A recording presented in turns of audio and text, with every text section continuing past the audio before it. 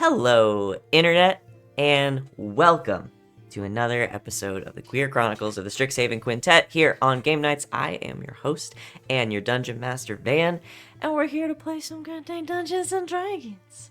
I'm so excited to be here with my friends and with you all today.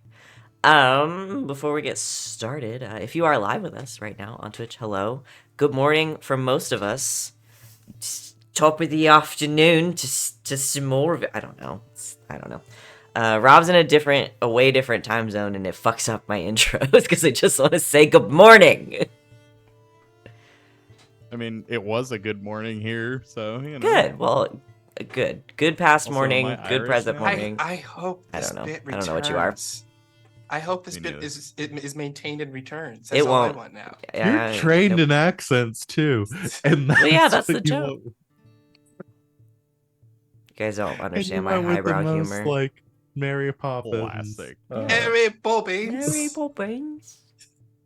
Anyway, we're playing Dungeons and Dragons today. If you're live with us on Twitch, hi, welcome. If you're here with us on YouTube, also welcome. Come hang out with us on Twitch sometimes. It's fun.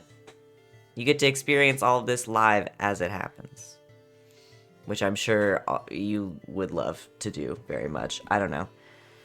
I'm tired. It's Saturday. We're going to play Dungeons and Dragons. We've got a lot of stuff going on the channel as always. Our schedule is down below our faces on Twitch. It's also in our Discord. It's also on our social media. You can find us on Mastodon. You can find us on Blue Sky. And you can come hang out with us in our Discord as well. Our next live stream after this is Monday. Correct? We don't have Hearts of Stone today because we're missing some folk. So our next live stream after this will be Monday for Red Jetty. And then we've got other stuff going on throughout the week. I'm going to shut up so we don't waste any more time. And let my friends here introduce themselves, tell you who they are, where you can find them on the internet, and who they are playing today. Starting with Sid. Hey, I'm Christina Sid. You can find me on the internet at Greek Sid. I'm here Thursdays through Mondays playing in games. That's it. Today I'm playing Giselle Wintersweet. She is our warlock / rogue. Thank you, Sid. Next up is Rob. I don't know. That's all I got. I'm That's not good. that northern. That's good. It's me, Rob, or Bonusted Rob, or bonus_stage_Rob. You can find me at one of those on social media I barely use. But where you can consistently find me is here on Game Nights. Specifically, this game morning, I am playing Willoughby Wanderfoot. The Owlin Paladin /fighter / good boy. Thank you, Rob. Next up is Rachel. Hi, I'm Rachel. Rachel Elizabeth, or Rachel's the mess with a Z in the middle instead of S. I play TTRPGs on the internet with my friends. Right now, I'm here on Saturdays, and I'm on LB Hackmap's channel on Sundays. I think we're going to be out for doing something fun for somebody's birthday on Sunday, tomorrow. But after that, in 2 weeks, you can catch our session 0 for the Alien RPG that I will be running there. Spooky stuff with my friends. I made a cool map yesterday, and I'm very excited about it. And it's gonna be fun. Suspense and thrills and space. But yeah, that's me. And today I'm playing Sereia, the Water Genasi Circle of Wildfire Druid. Thank you, Rachel. Next up is Val. Oh, hi there. I didn't see you come in. Hello, everyone. I'm Val. You can find me with the Kraken's Crown lurking around the internet. I'm here Thursdays through Mondays playing running games. I run 2 games on this channel. One on Saturdays, which will be returning next Saturday, called Hearts of Stone. We play the Blades in the Dark TTRPG, and I'm so excited to get back to it. I've been craving some more Blades in the Dark. Wings, hurry back so we can keep playing. The other game I run is on Mondays. It's called Red Jenny. Ben mentioned it. Play the Dragon Age TTRPG. You can come go and join us for that, because we are finishing up our 2-year time skip as we head into the events of that we have planned that the players don't know about yet. So that'll be I've got all sorts of devious machinations in store. But today I will be playing La Justicia, who is a tiefling wizardificer. Thank you, Val. And last but certainly not least, we have Wally. It's me time. Sup, y'all? It's me, Wally, your favorite non-binary sign best friend on the internet. You can find me on the socials at WALLE132, like the cute little Disney robot. Just type it in. You'll probably find me. You can also find me here Thursdays through Mondays playing in the wonderful games that everyone has already talked about. And also in the GGK Discord, posting memes, talking stuff, and talking about my video games that I like to play. Today, I am playing Damian, the dragon monk who is powered by anime and dragons. Thank you, Wally. And I'm Van. I'm driving the bus today. Whee! Everybody, thank your bus driver. Thank you, bus driver. Thank you, bus driver. Also, Wally, Thank you, bus driver. Thank you, bus driver. when you went from saying that you're talking about playing video games to today I'm playing, and then I was like, oh, what are they playing? And I was like, Damian. I've never heard of that one. I'm It's playing Baldur's Armored Gate. Core 6, or Baldur's Gate 3. We're all yes. playing Baldur's Gate. I forgot you got Yes. Armored Core. Every Armored one of Core them. 6. I'm gonna download it as soon as we get off the. I played a little bit. You don't It's- have to it's- play Baldur's, Rob. It's I okay. physically can't. Yeah, Not yet. what video game is This- everyone playing wait, today? That's where's what I should my- have asked. This is my PC currently. These two parts. I can't wait to see more boxes come in Yeah. and just like that Yeah. shelf to fill Mhm. in as you build it, and you just show us Yes. every week. We're expecting process picks. As PC long as process the paychecks picks. keep coming, we'll see. There are more boxes. All right, but we're not playing video games today. Nope. We're What? playing fuck Dungeons this. and go get you. Shut up and eat your 3 sausage hours. roll. Wait 3 hours. That's hot. Your sausage roll. All right, Sentences I never thought I'd I want to hear. go microwave it for 5 minutes out of spite and just disappear.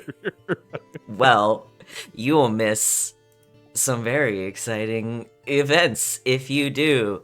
Ooh, let's get into it. So, last time on the Queer Chronicles of the Strixhaven Quintet, let's see what we want here.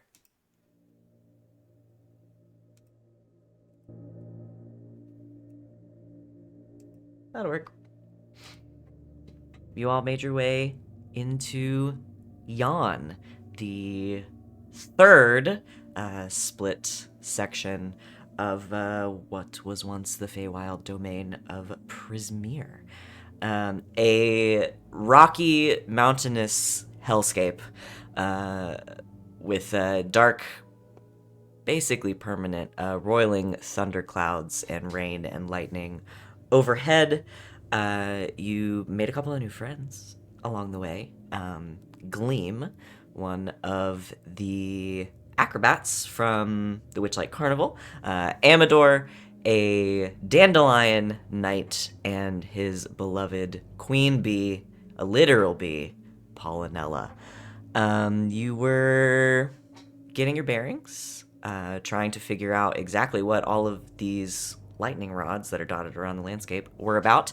You took shelter in a cave with your new friends, did some talking, and were doing some planning to decide what you were going to do next. So, before you venture out into Yon once again, is there anything anybody would like to do, or discuss, or talk about?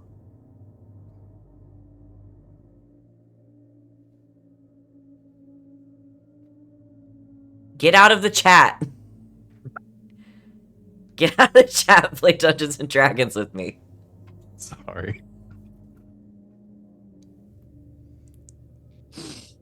What would you guys like to do? I think right now Damian is still. They were inside the cave, so Damian is just pretty much in there, just going over the notebook that he has constructed with all the stuff he's drawn and looking at the footprints. And just trying to figure out kind of internally if they should sneak off or not to go search him, but we'll just bide his time for now. Okay. He like looks up over at Willoughby, kind of like trying to like telepathically in his mind talk to him, but he knows he can't. He's like, you hear an internal monologue going, Willoughby, if you're looking at me right now and you can hear my thoughts blink.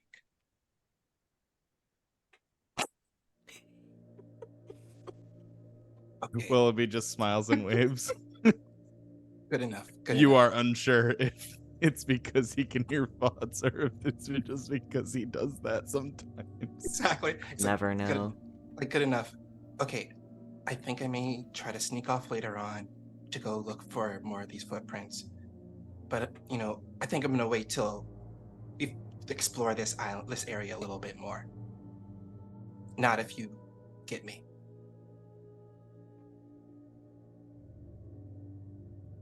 Willoughby manifests his echo and they both wave. So glad we're on the same page. You're He closes- unsure if this means. He just closes the notebook, just nods at Willoughby, gives a thumbs up. Willoughby considers to himself if he should buy a trench coat and try to be two Willoughbys on top of one another. Now there's a thought. That is tough. Anything else? Most of you are in this cave. Law and Sereia. It is starting to rain. So. Just like the Notebook. It's Uh-huh. the notebook. The lightning's gone. The light. Oh, the, right. The lightning rod. Oh.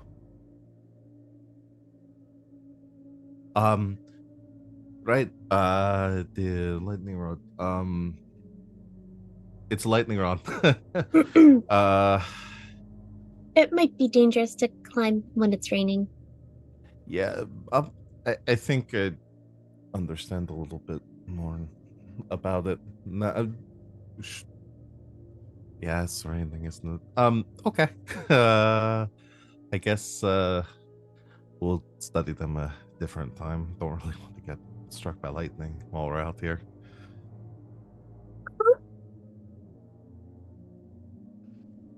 Should we go back? Probably. I mean, the rain doesn't really bother me, but you're not as waterproof. Just looks like a wet dog here with like hair down. That's right. Looks the neck. normal.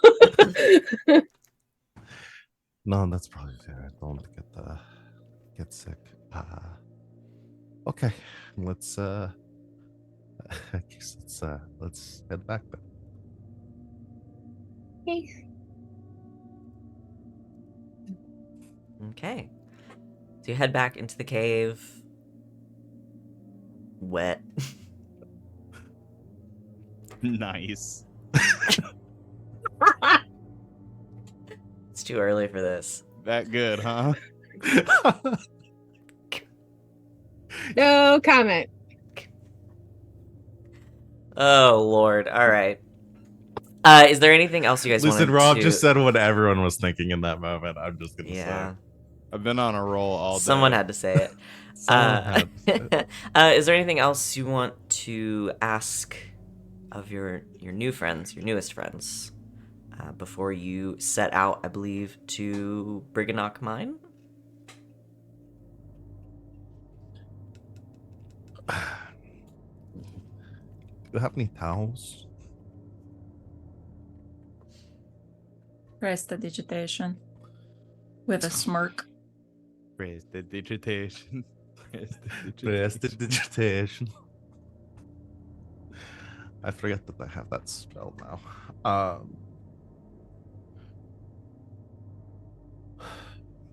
Mines, right.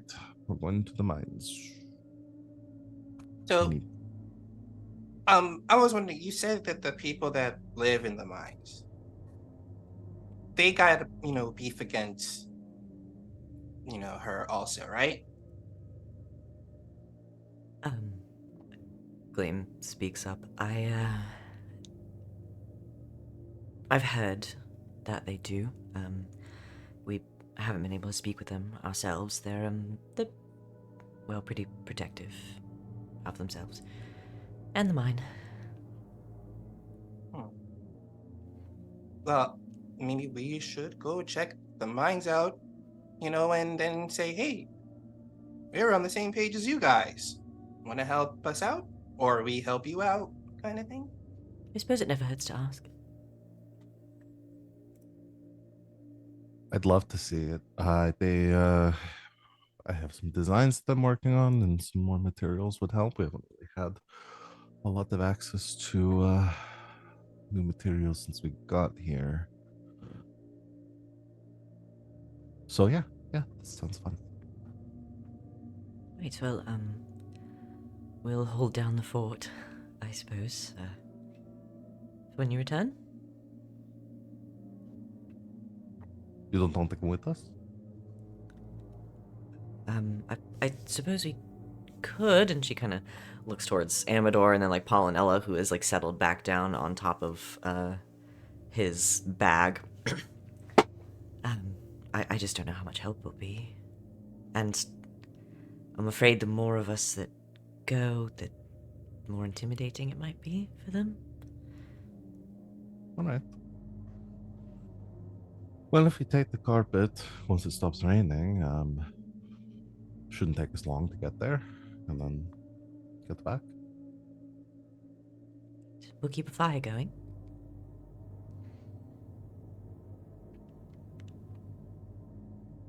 You don't think it's one of those places where it's like forever raining, right? Not forever. It does stop occasionally. Oh, because I asked because, like, the other two places we went to had very, like, unique, climate. Like, the first place we went to was really humid, and Giselle didn't like it because her fur was all poofy, and every time she brushed it down, it would just poof right back up. And then there was a place, the last place, it was just a really gloomy forest, and Sereia was all like, oh man, it's so gloomy here.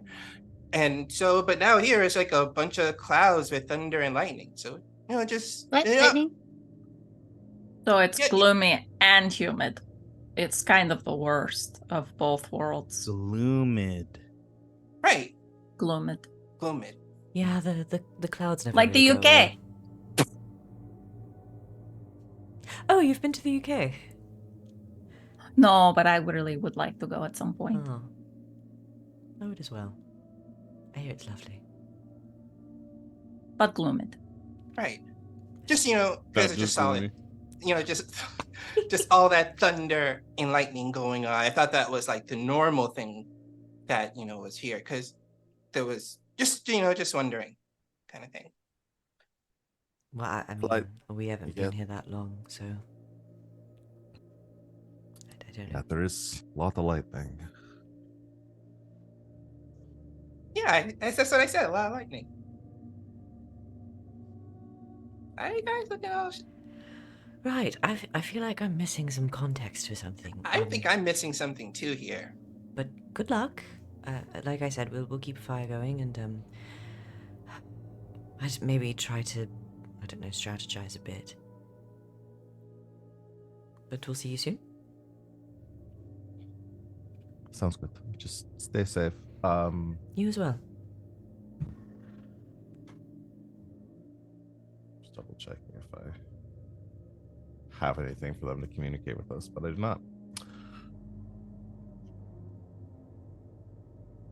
Okay.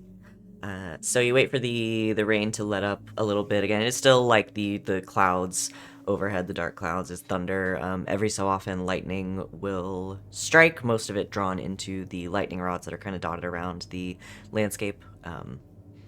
Otherwise, you hop on the carpet and head south.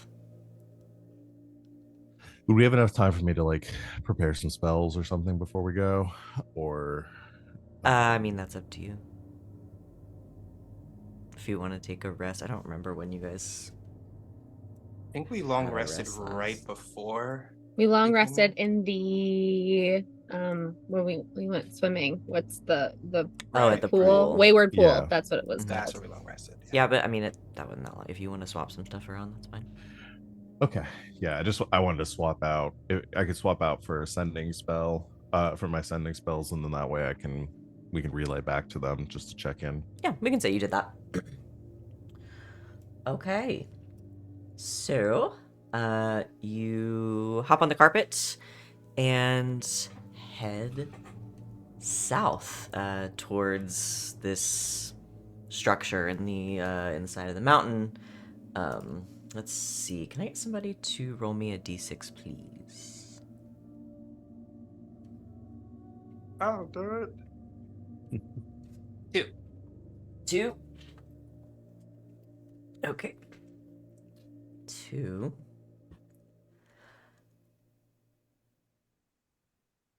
Yeah, okay. On your way down, you see more, probably a little bit easier to see them when you are above them, sort of looking down, but these mountain goats that sort of dot the sides of the mountain, you saw some from a distance, but getting a little closer, they are massive.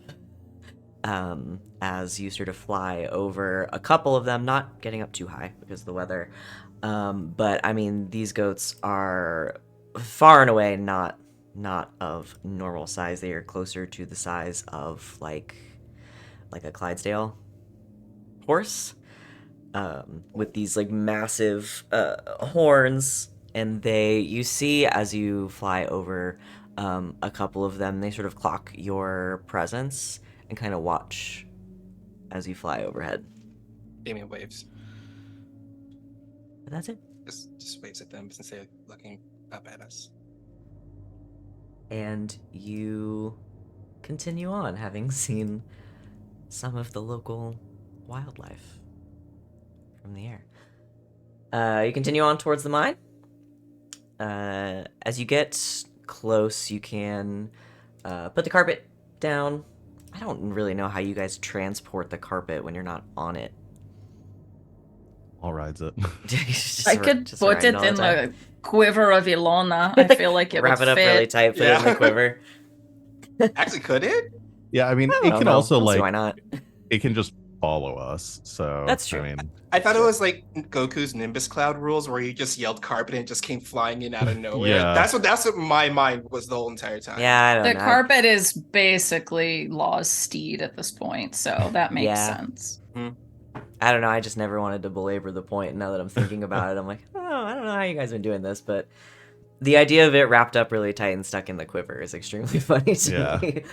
I think I just always envisioned it as like Aladdin rules. Is it just like when we were on it was just following us around? Yeah. Like walks around. Aladdin rules. Aladdin Like it just rules. walks following us. Everybody say thank you to the chat for their gift Thank you, Oh, chat. God. Wait, what? Thank you, boy. Chat. of a loot drop. As Oh. you get closer to the mine, you see it is less of a structure, and what you were seeing before are these like large like stone spires, almost like fingers, kind of like stretching up towards the sky. And there's a cave entrance in front of you.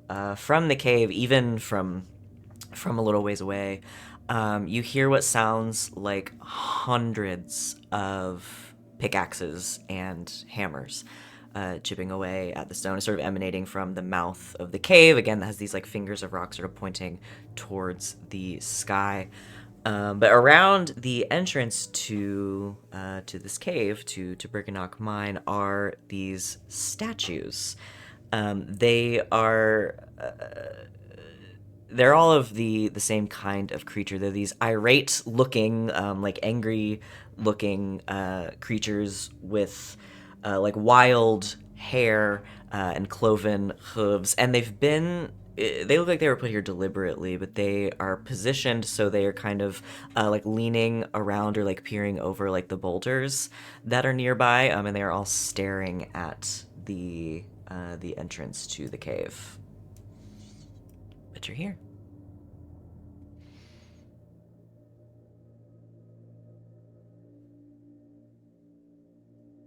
Hello. Hello. So should we Hello? just Hello? walk in, or because So I'm gonna walk in. Damian I takes don't a really step. know how to knock on a cave entrance. Yeah, I can't tell if these statues are like to dissuade people from entering or to encourage the people working the mine. Either way, I don't love it. Oh wait, I've got this one. Lemon. But Not that thing. Lime. No response. Damn it. I thought we were Where playing did you this all learn your passwords? Oh, I thought we were just playing like a word association I- game, to be honest. Law's been Oh. very whimsical ever since Carpet came back.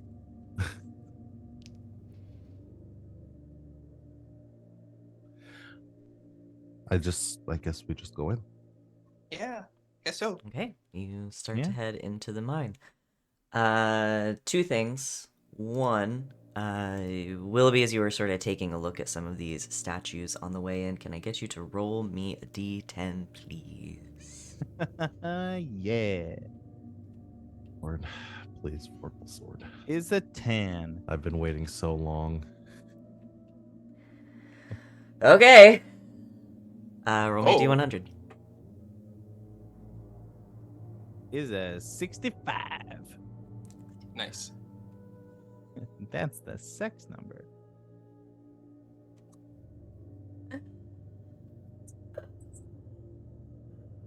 Oh no! Oh no! Uh-oh. Willoughby.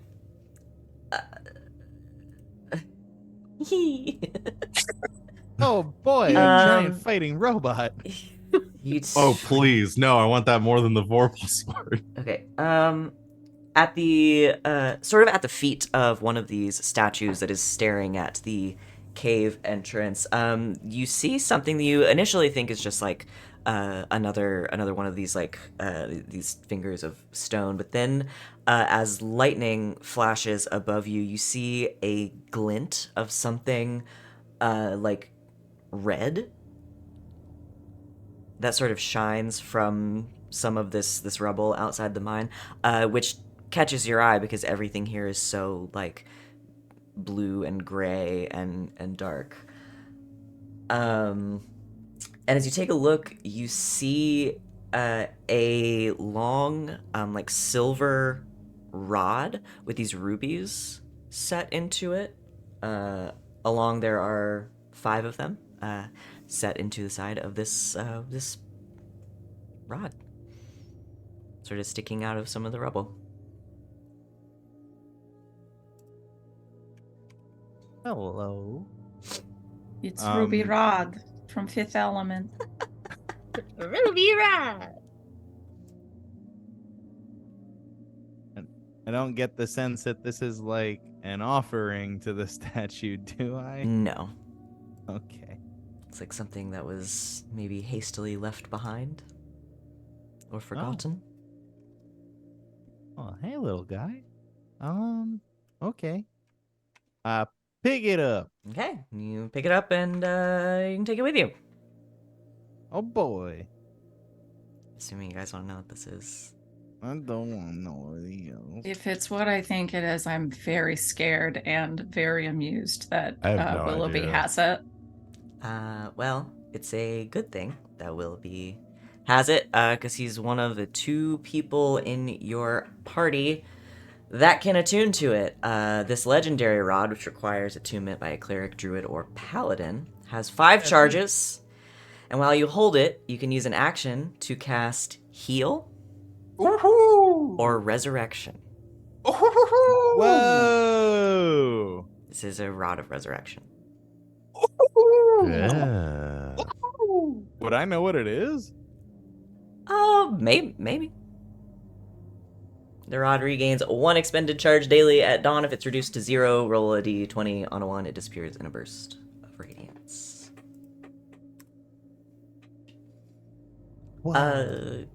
Yeah, Willoughby, you know what? You might know what this is.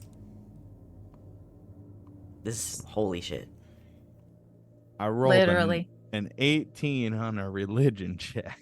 Yeah, I think you've heard maybe a couple of tales of like artifacts like this existing. How it got to Jan, who knows?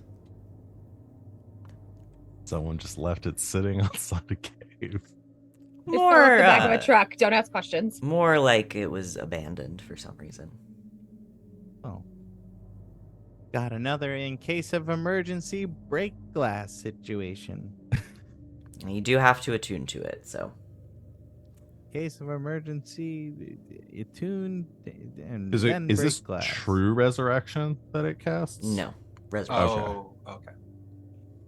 Yeah, so But one it's it has Boy, 5 and me charges. with one more attunement slot. Yeah, so it has 5 charges. You can use 1 charge to cast heal. You can use all 5 to cast resurrection, and then you have to make the roll to see if it disappears. Okay, but it does regain charges. As It long does, as you don't yeah. roll a 1. Yeah, it does One regain char- charges at dawn, but you do have to use all 5 for resurrection and risk losing it. Okay. And resurrection is the one that's 10 days? Or is that Yes. No, resurrection is like Is that a raised hun- death? like century. It's a a century. 100 years or century, something, okay. yeah. and you So this is don't no need one in the this body? party ever dies. Staff. I mean, maybe every time you cast that, though, there is a It could There's a disappear. chance it could. possibility that it can disappear. That's definitely break glass in case of emergency staff right there. But What the am, heal uh, spells. That's What do you? that's That's- I don't know. that's what I'm asking. I can clutch. Just read it. that's huge. Yeah. Holy shit. Especially when you read Roll a what heal d20. does. All right. I'm not gonna have it disappear, dude. No joke. I landed next to the 1. It's a 13 though. Holy fuck. Jesus Christ. All right. New magic item in hand. You head deeper in. You head into Briganock Mine. As you step inside the cave, sort of over the threshold, what could be considered the threshold of a cave, all of the tapping and the hammering stops, and the cave goes completely silent.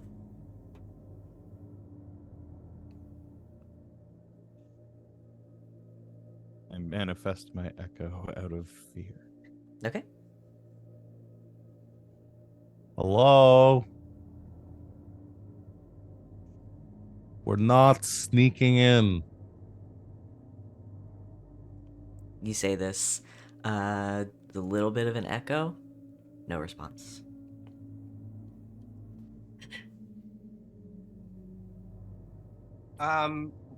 We're cool.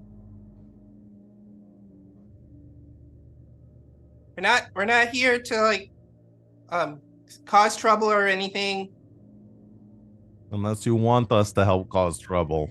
In which case we're very open to trouble causing. We like to view ourselves as anarchists. Well, not kind of, but like no. against the- Damian likes to view themselves as an anarchist. I like to view myself as. What? Yeah, I like to view myself as an anarchist.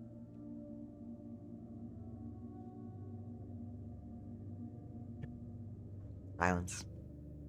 We're also sideline hag exterminators, if that's helpful.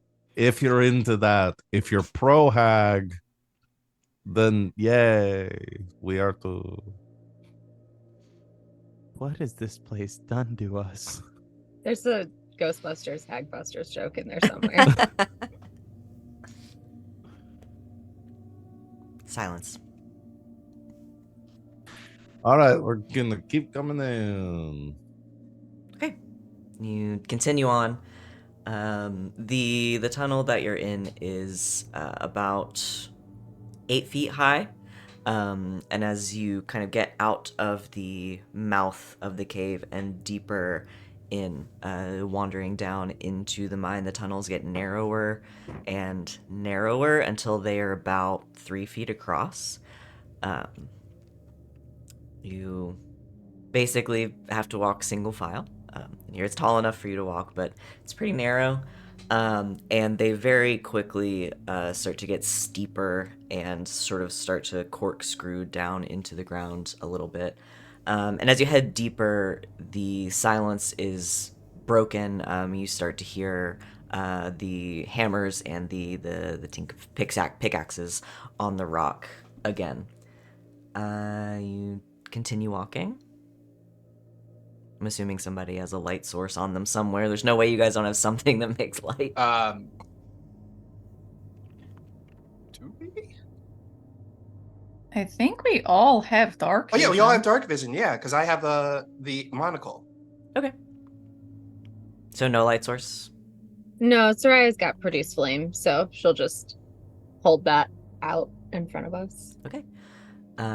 You continue to follow this this path again, corkscrewing deeper into the earth. You walk for about 10 minutes or so, not coming across anything living, at least not that you can see, in these tunnels. A couple of times they open up into a little bit of a bigger cavern, but they very quickly sort of narrow down again, and I need everybody as the rhythm of the hammering and the pickaxes sort of sets in and becomes more familiar to you, to make a Constitution saving throw. To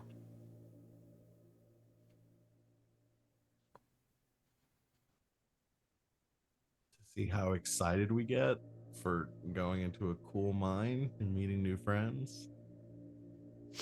Definitely. Natural 19 for a 20. Don't forget your Willoughby +4s. Oh yeah, +4 from Willoughby's. 24. Just Thanks for that. checking the +4. space on it. Yeah, within Yeah. 10 feet. I think I'm Okay. definitely within 10 feet of everyone. Yeah. So because it will be, it's a 15 for me. Dirty 20. Terribly. But I did get up to a 16. Thank God for all of my bonuses. Jesus Christ. Does Dutch need to roll one? No. Okay. 15? I rolled a 3. I also rolled a 3. Who rolled a 20 or above?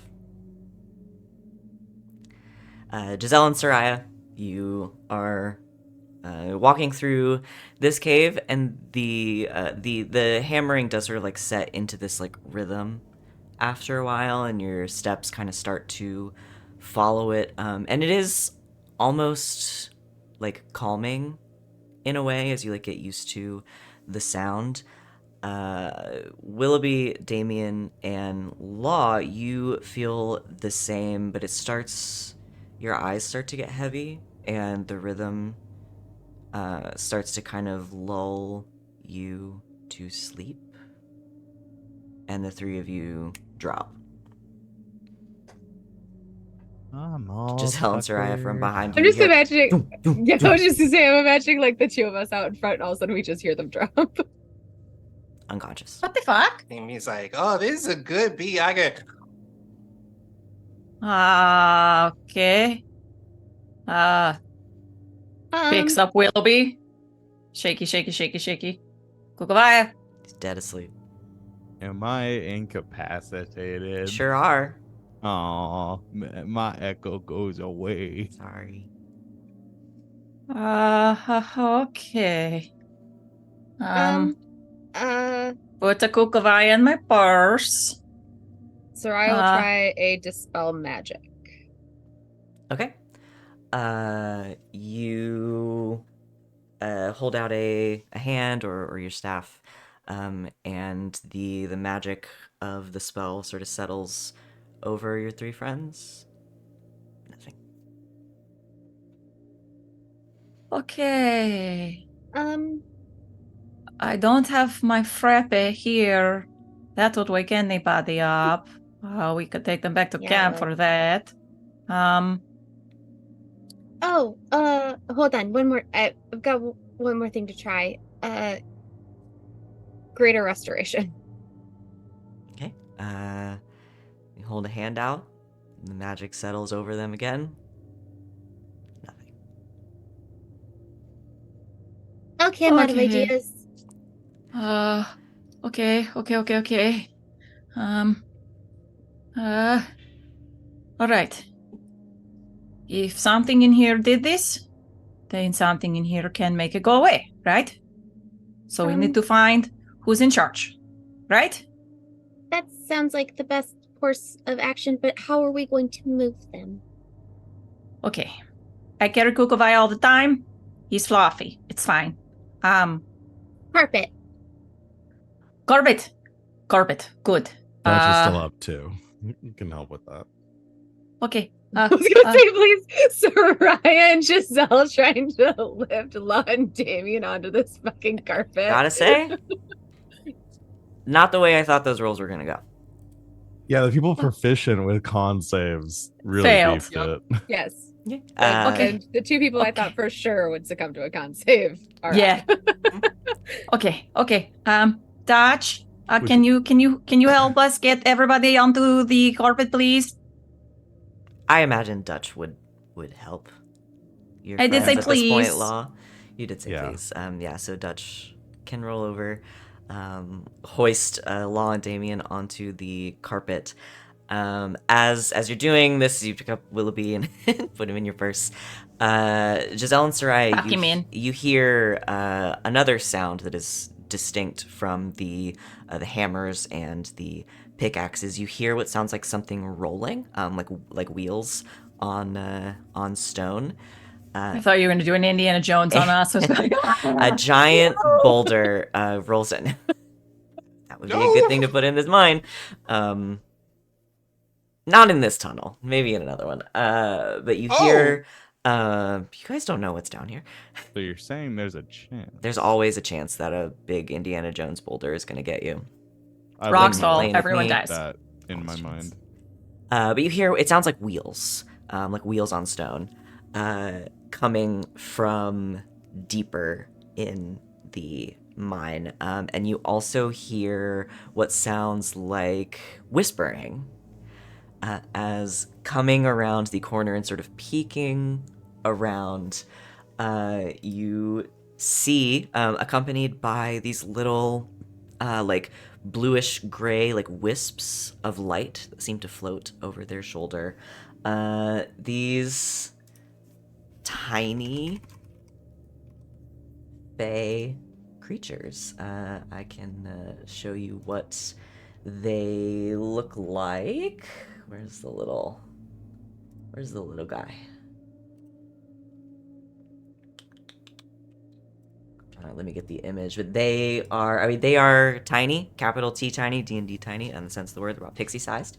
They are these little, they almost look like bats, but without the wings. They are bipedal. They stand on two legs. They have this, like, pale green skin, sort of big ears on either side, kind of like snub noses. And a couple of them are pushing wheelbarrows. But as they peek around the corner, several of them, here they are, they have these little wispies of light that follow them around. They peek around the corner, some of them pickaxes in hand, some of them with pittons, a couple of them carrying rope, like in these wheelbarrows, and they peek around and they see two of you still up, and they immediately withdraw back into the cavern. Hey, Wait. stop, please. We don't know if you put our friends to sleep or not, but we're not here to be mean or anything. We just want to talk. You hear again more of this whispering, these little like chittering voices almost, and as you say this, let me get you to roll a persuasion check. Okay.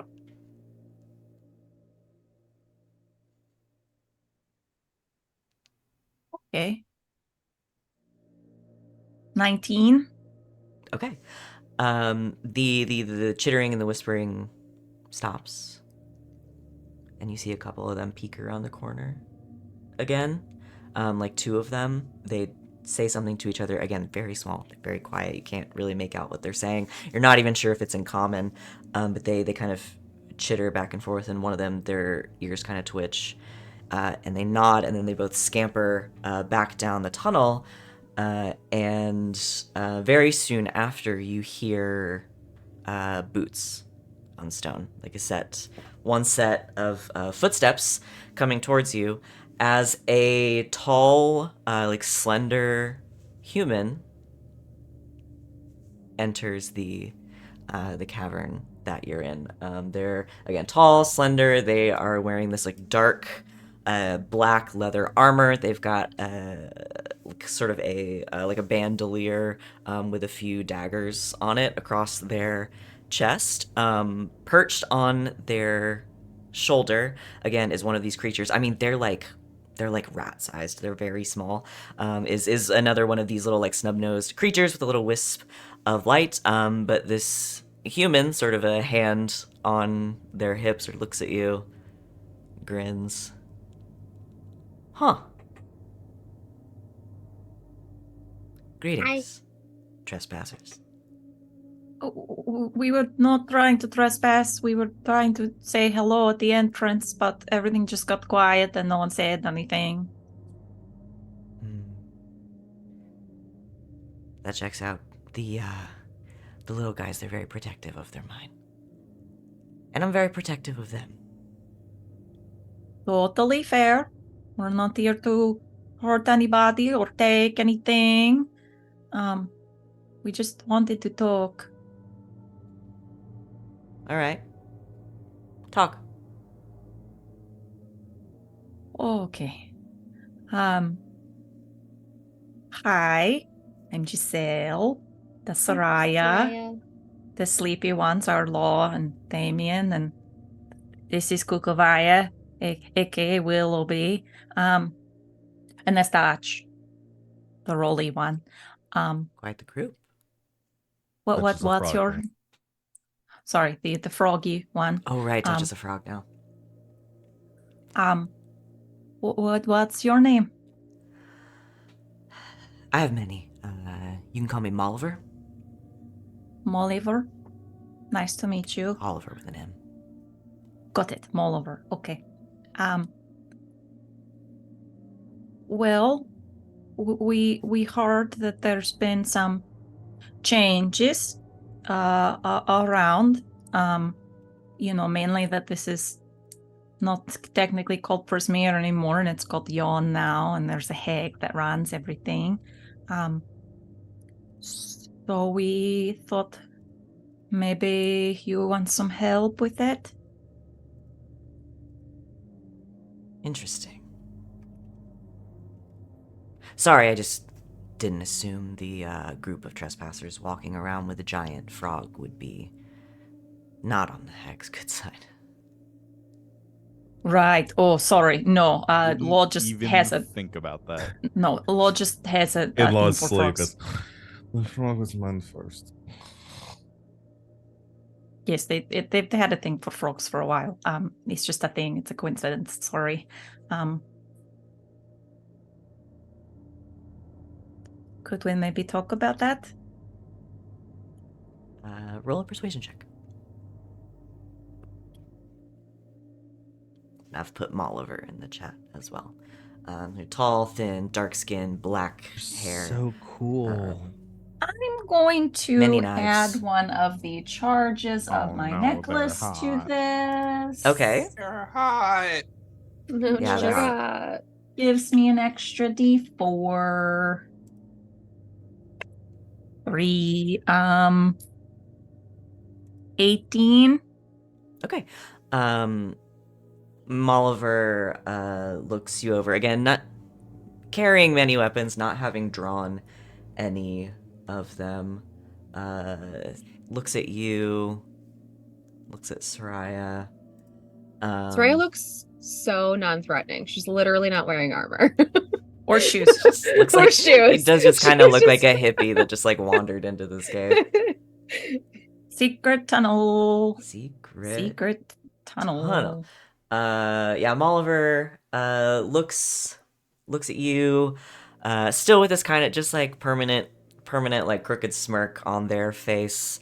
Looks to the little guy on their shoulder, and he kind of straightens up and puts his hands up and kind of whispers something in their ear, and Molliver nods and says, "All right, Trick says it's okay. So, Thank you, Trick. Hi, I'm Giselle. for now. I suppose we should wait till your Damian. friends wake up. Oh, so it's a wait thing? It's not a takeaway thing? It's definitely a wait thing. About how long? Oh, within the hour. Hour. Okay. All right, and Molliver claps their hands twice, and you hear the rest of the little folk around the corner. They come out, they take the ropes and the pittons and everything. They put them back in the wheelbarrows, which they were. Who knows what they were gonna do with those if you had all fallen asleep. I have a feeling I know. And shit. a few of them, still like 3 or 4 of them, stay kind of hovering right around one of Molliver's boots. Again, they're about this big. They're tiny, little rat-sized guys. Kind of hovering around a couple of them, like hold on to the buckles of Molliver's boot, and the rest of them wheel their kidnapping implements back down into the cave. This is big Gulliver's Travels energy. Yeah, it does. Yep. Willoughby is big. It's almost like Molliver sounds extremely close We to like Gulliver. Gulliver. They nod at you and your friends on the carpets. Come on. There's a cavern down here. It's a little less claustrophobic. Just a little farther down. I assume you follow them. I don't think we have much of an option. Okay. You follow them down, and again, as you go, sort of coming out of the... Well, I was going to say coming out of the woodwork, coming out of the stonework, I guess, are more of these little guys. They all have this small wisp of light that sort of hovers over their shoulder, just kind of putting off a little bit of a glow kind of across their face and the rock next to them, and they peek out from crevices, some of them, pickaxes and hammers in hand, kind of watching you, not threatening or anything, but just sort of curiously. You make your way down, and the tunnel opens up into a little bit more of a cavern. There's no furniture or anything, but there are some like worn rocks and boulders that you could perhaps sit on or lean against. And Molliver just kind of hops up onto one of them, kind of kicks back, leans against the wall, absent-mindedly just fiddling with buckles and the occasional sort of hand towards one of their daggers. So I suppose we wait. And you wait, mostly in silence. If Again, we're waiting in silence, can I talk to Sereia? yeah. Hey. Hey.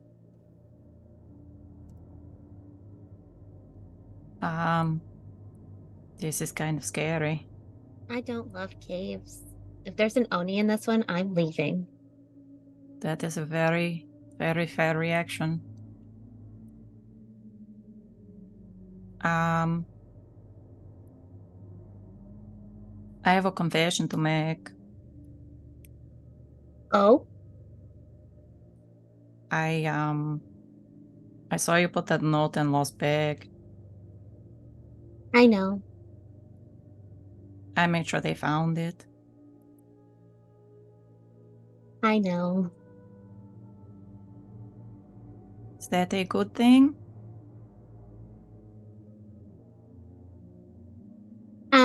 Well, to be honest, I didn't expect them to find it that quickly because their bag is so messy, but, it turned out okay. Yeah? Yeah. Like okay or okay? We'll talk about it later. Okay.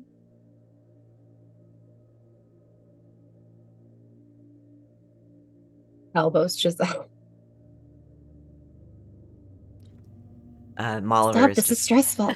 Molliver is just kind of watching you with this sort of amused look on their face. Don't seem stressed out at all. Just sort of very amused with the whole situation.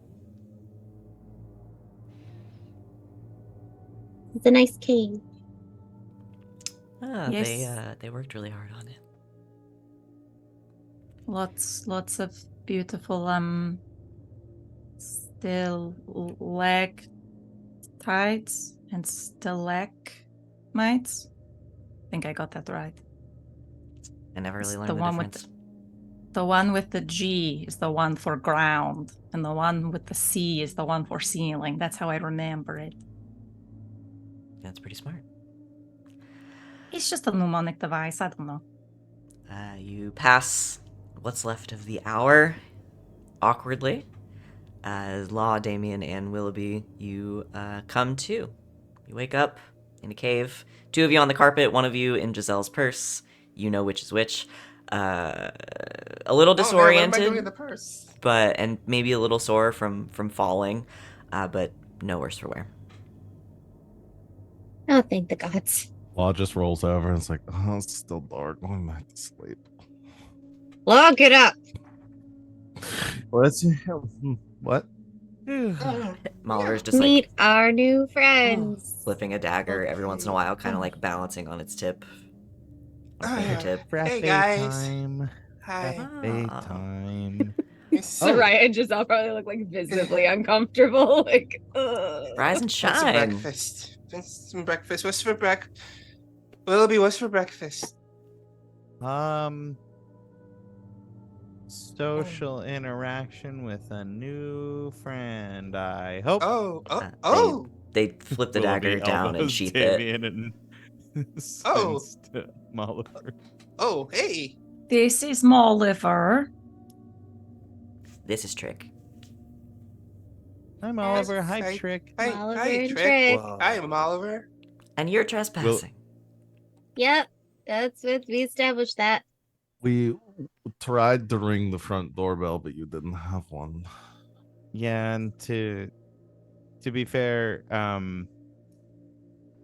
to conclude my earlier point, the statues were to dissuade trespassers. Okay, well, we've all learned something today. Oh, you mean the statues of the Chords? No, we didn't put those there. Oh, okay. So you're not associated or affiliated with the Chords? Quite the opposite, actually. Oh. This is news. Yep. Well, we're real sorry about trespassing. We just, I don't know, we're just trying to get the lay of the land, and we really just trying to make sure that we make allies where we can. We both wanted to come here to help and see if we could get some help. We heard you had the mine and that you were mining resources for Endolin. At the name Endolin, when you speak her name out loud, there are several squeaks from the little guys, and they all immediately just sort of like hide behind Molliver. Oh, sorry. It's all right. It's all right. I mean, if you consider, well, I don't know why I'm not gonna tell you any of this. Why not? Is she coercing you into giving her things? The Briganocks aren't her biggest fan. What do you want? Neither are we. Here. What do we want? A Oh, long version or short version? Let's start with the short version. we're gonna punch the hag in the schnoz. Because we've already punched her sisters. Oh, we punched her. We punched her one Both of sister them. once, and we punched the other sister twice. Why? Well, See, okay, that goes into the Where to long start? version That's the because long we story. had a like a Honestly, whole like, discussion yeah. about this yesterday and everything, and we were all having a lot of moral quandaries about going into this, and we realized, well, the hags are kind of making this place kind of cruddy, so we're here to get rid of them to bring things back to normal. Right. Trick pipes up again and whispers something into Molliver's ear. Now that's an idea. All right, tell you what. You pass the Briganox test. And maybe we can talk about what's really going on here. Well, we were students once upon a spell. It's not that kind of test. Oh. Oh, good, because I did not study. What do you say? Huddle. okay. And can we hear what it is first? Well, it kind of takes the fun out of it. Okay. I like the cut of their jib. I'm in. I Sure. hate caves. Sure. Okay. Yep. All right. Come on, fellas. And Molliver kind of hops down off of the rock they are on. This way. And starts to walk deeper into the mine. Willoughby turns to the party. Is that how small I am to you? Yes. Yeah. No. You do realize she's about the same size as like me, and those things like are this big. You're like this Oh, big. I thought you meant in the Like Briganox me to comparison you compared to me to them. Yes. Oh yes. Yes, it's exactly Yes. like that. Yes. I'm huge. Okay. Willoughby sits with this. Willoughby, after a bit of a paradigm shift, you continue on down the tunnel, following Molliver, who again doesn't speak much. Every once in a while, the creature on which they are called Briganox, the creature on their shoulder will sort of chitter something, and they'll respond or sort of laugh. Do I understand what they're saying? Because I have tongue of the sun and moon now, so basically I understand all languages. It's less about the language they're speaking and more about they're extremely small and whispering. Okay, So, that's what I thought it would be. yeah. Maybe if you could get one to speak to you. But yeah, and as you continue down the tunnel, a few more of these Briganox kind of again come out of the stone. A couple of them hop off a rock and will sit on Molliver's other shoulder, and they sort of acknowledge them. And after just a few minutes of sort of going down through these winding tunnels, Molliver stops at what looks like another kind of cave entrance. They don't cross the threshold into the cave, but they sort of gesture for all of you to enter. Okay. Does it start as soon as we enter, or you're going to explain it to us first? Fine. This is Rivenwish Chasm. It's where the malignant wishes go, hopefully to die. Take a look. And you'd all kind of, you can peer through, and there is a little bit of light in this cavern. It's still dark, it's very dim, but you see essentially what's opened up into a cavern. There is this huge, just a gaping chasm that stretches across it, all the way across this cave. There is a truss bridge. It's one of the bridges that has all the triangles of wood. I had to look it up because I didn't know what that was. Cross triangles. Yes. A triangle bridge. A truss bridge that is constructed of these like intricate wooden struts and beams, spans about 100 feet from in front of you across the chasm. On the other side of the chasm and the bridge, you can see what looks almost like a grotto. On the other side, it's full of, again, stalactites and stalagmites.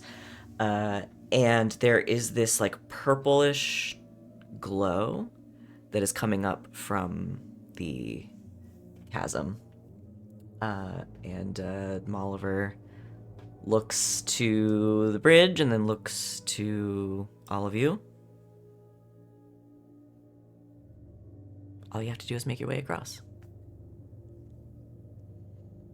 Are we going to be attacked by malignant wishes on the way? No, of course not. That would be crazy.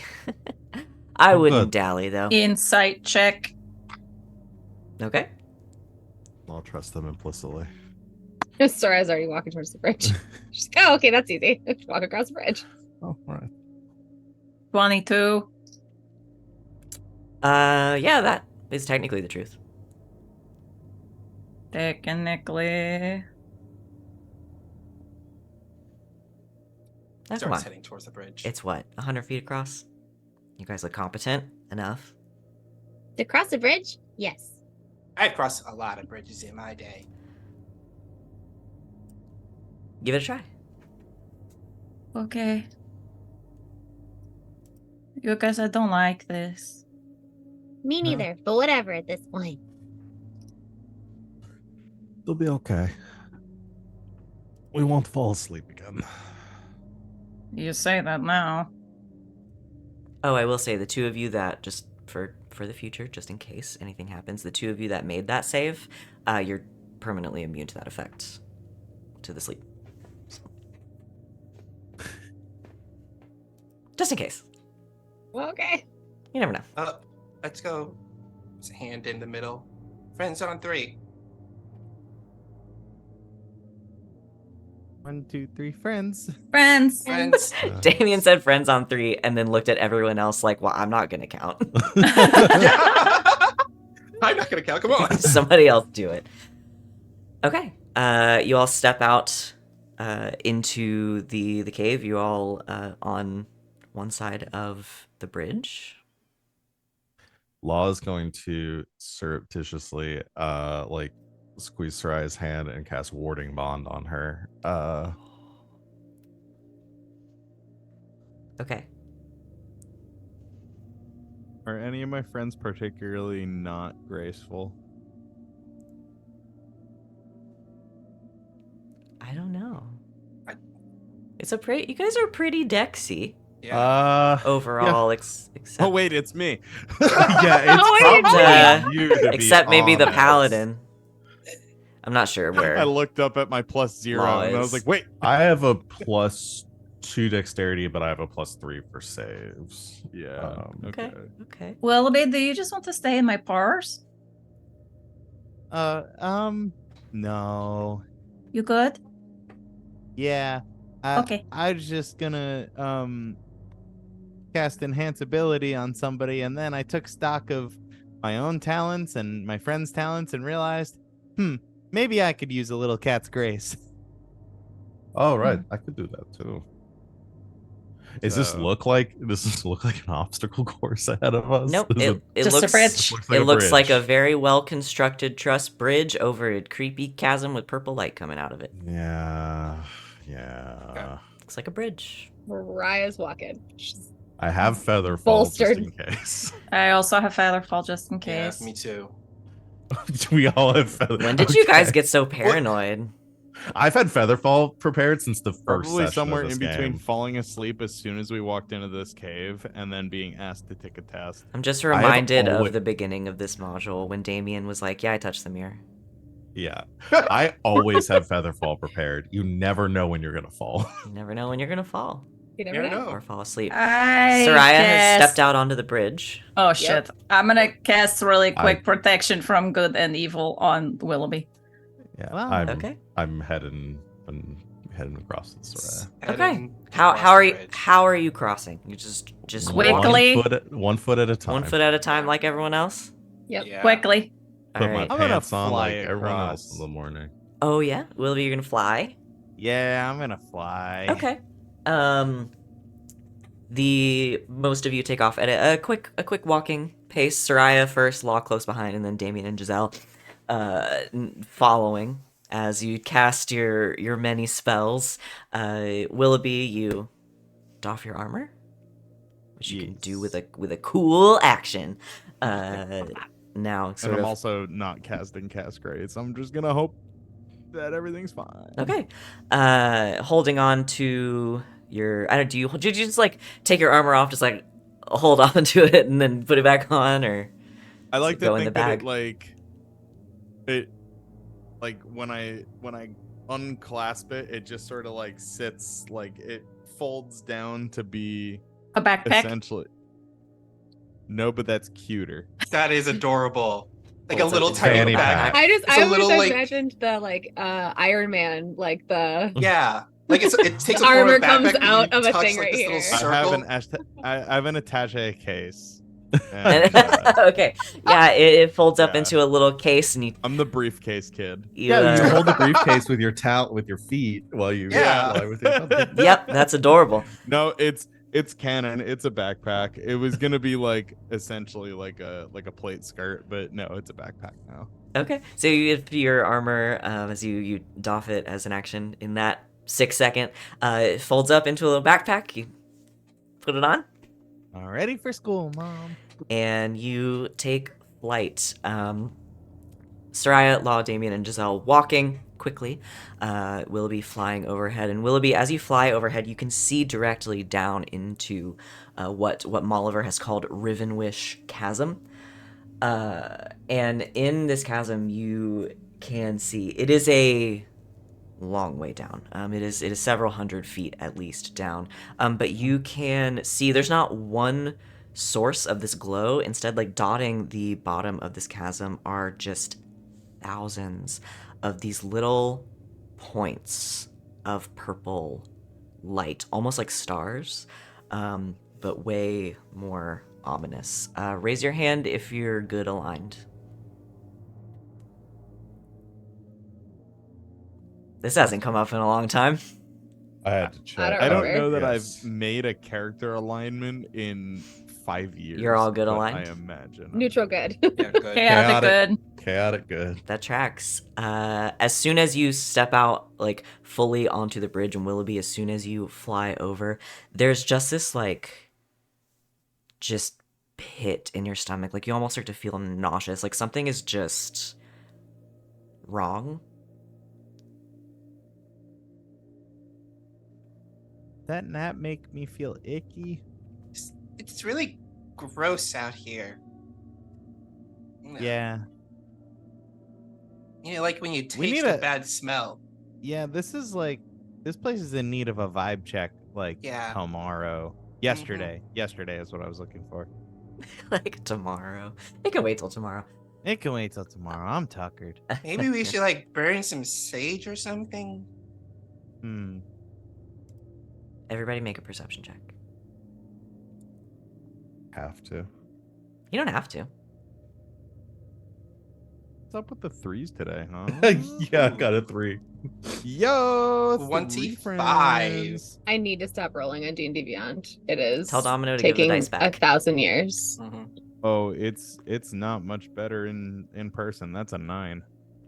3, 9. Damian got a 25. 16. 16.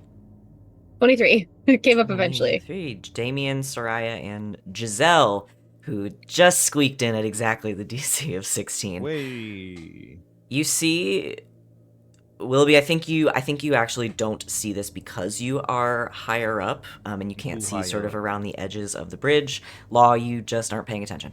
No, I'm mostly focusing on the construction of the bridge at this point. I'll give you this. It is well built. This is a really sort of a very sturdy bridge. It's a good Well, bridge. I was like walked off to like check the welding on the support beams and stuff. Well, they're made of wood, but How did Check they the weld facets. wood? On How did the- they on the weld truss wood, and dude? stuff. That's wild. Magic. Uh, so you don't notice, and Willoughby, I think you just, from your vantage point, you just can't see this until it is a little too Yeah. late. But I think I'm definitely like trying to keep my distance like from the bad vibe feel. that makes sense. And to maybe me. I like went up a little bit. That makes total sense to me. So you fly up a little higher. Damian and Sereia and Giselle, though, as you are walking, sort of out of your peripheral vision, you see another glow come up from sort of like almost like under the bridge, like it's rising up around it, but it is not purple, it is green. And you hear them before you see them, because you hear this like chattering and like almost like grinding of bone as 1, 2, 3 over the edges of the bridge are these large skulls that are just wreathed in green flame. But you saw them coming. What do you do?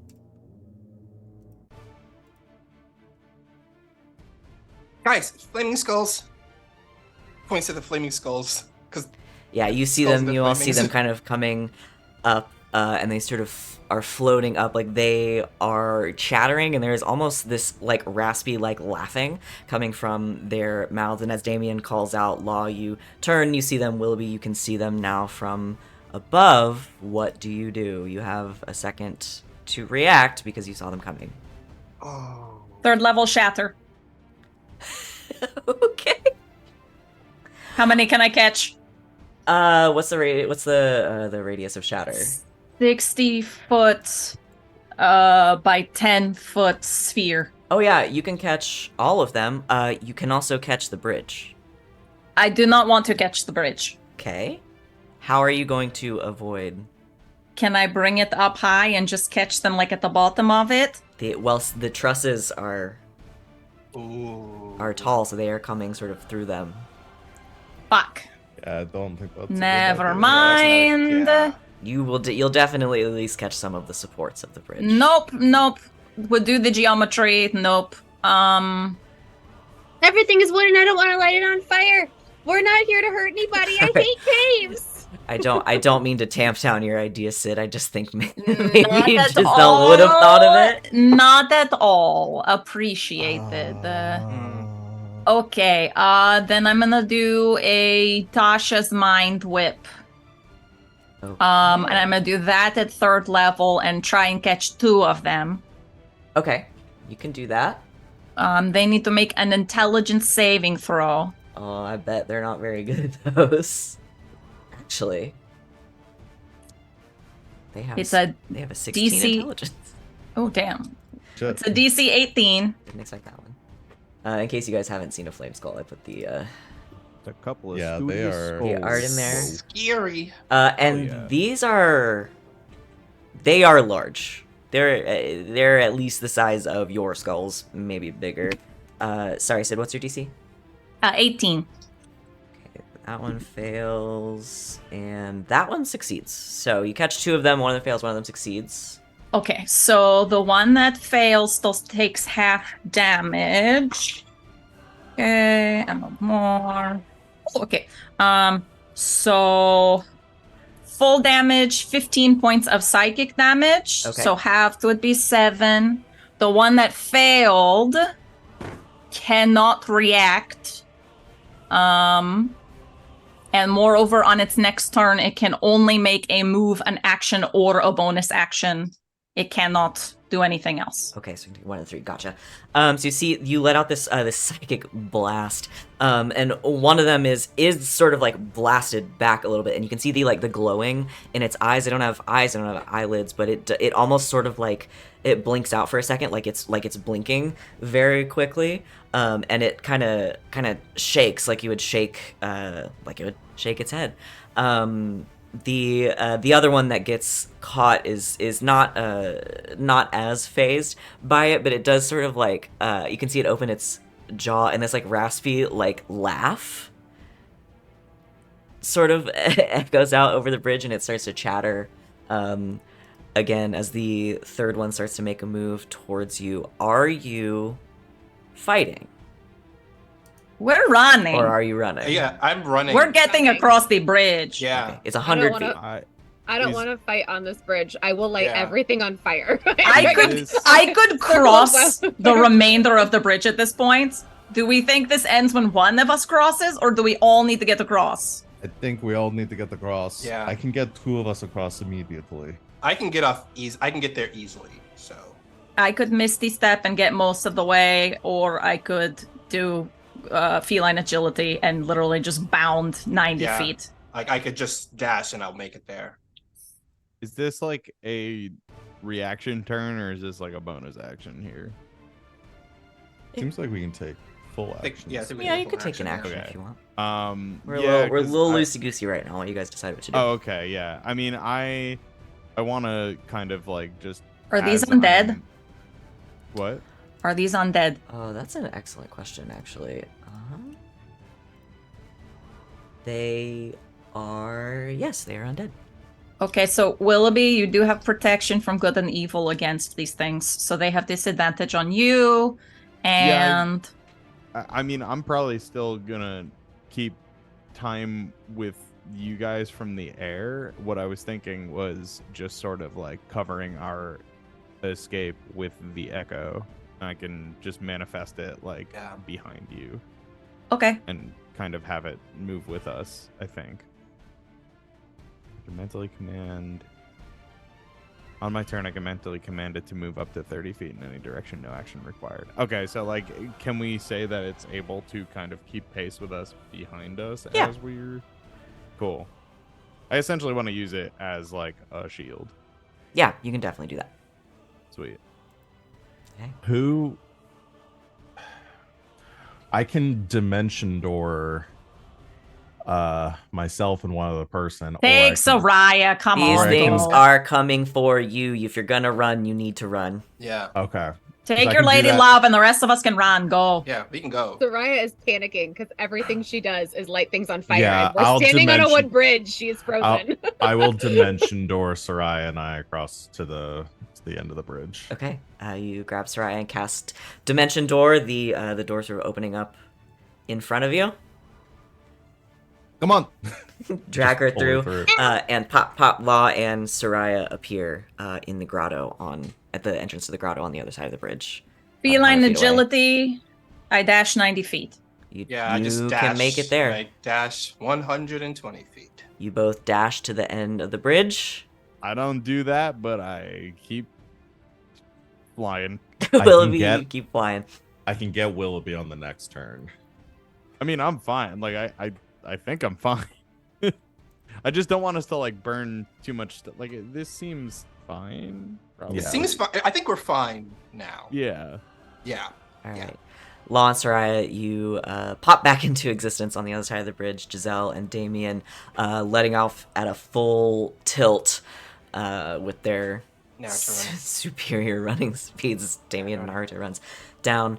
Willoughby, your friend's far ahead of you, but not too far. The bridge, again, is only 100 feet across.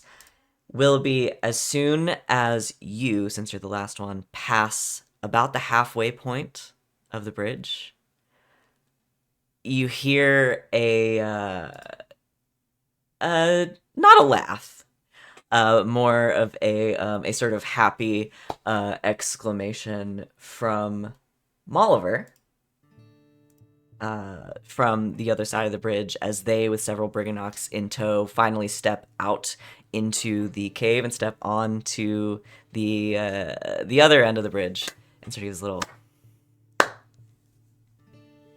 I mean, it's just they're calling across. I mean, I gotta say that was the most exciting one I've seen in a long time. Well done. Very impressive. Huh. And no one died.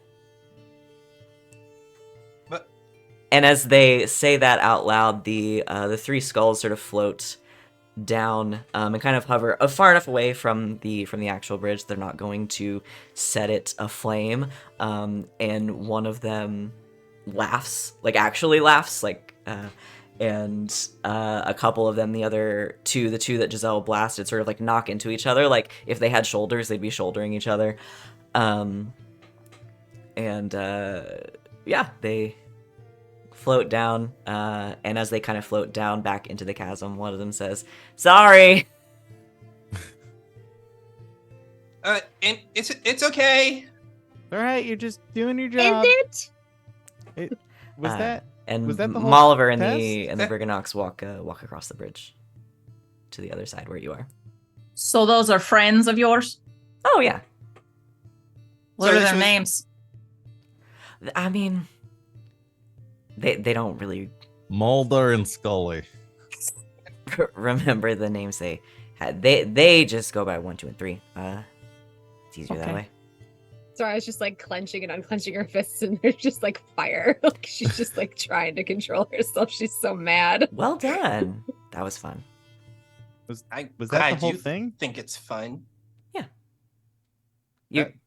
Oh, You're not in okay. any danger from those 3.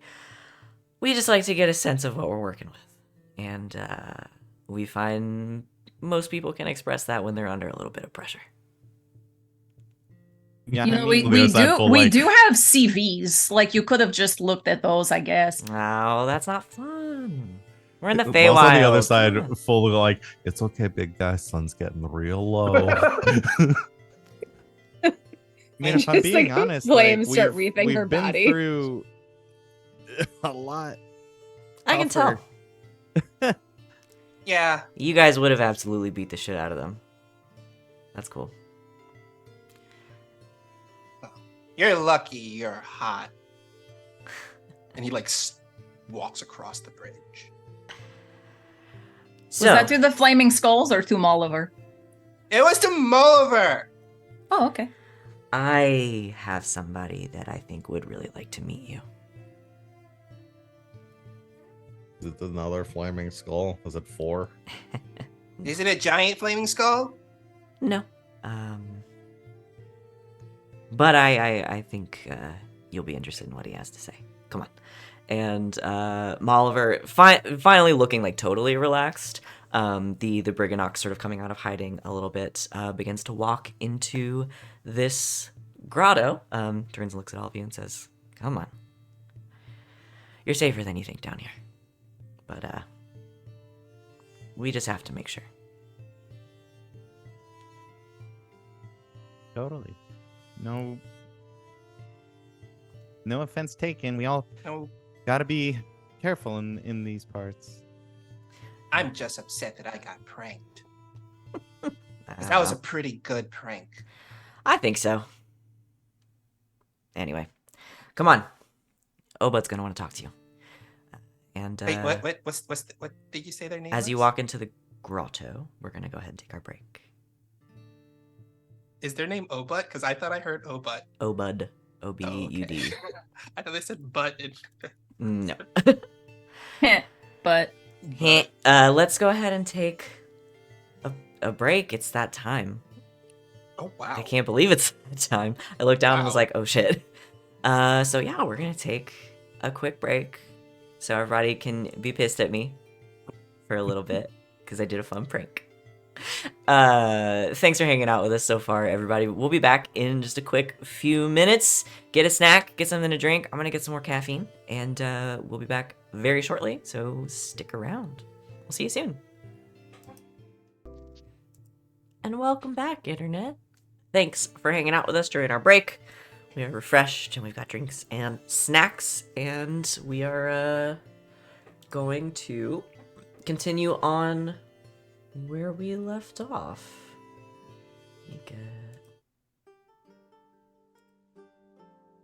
Do a little chill music. As you follow Molliver into this grotto. It's not large, but it's sort of its own little cave back here. Lots of stalactites and stalagmites around the edges, and in the center of it is a pony.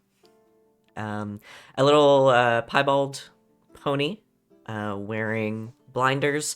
A small wooden hut is strapped to its back, and you can hear coming from inside this little hut sort of a faint clattering sound. Molliver sort of stops a little bit back from the pony. This time you are going to want to knock. Damian will go up and give a little On the knock. pony? No, just kidding. He's about to knock on the pony, then knocks on the front door. You knock on the little front door, and then step back.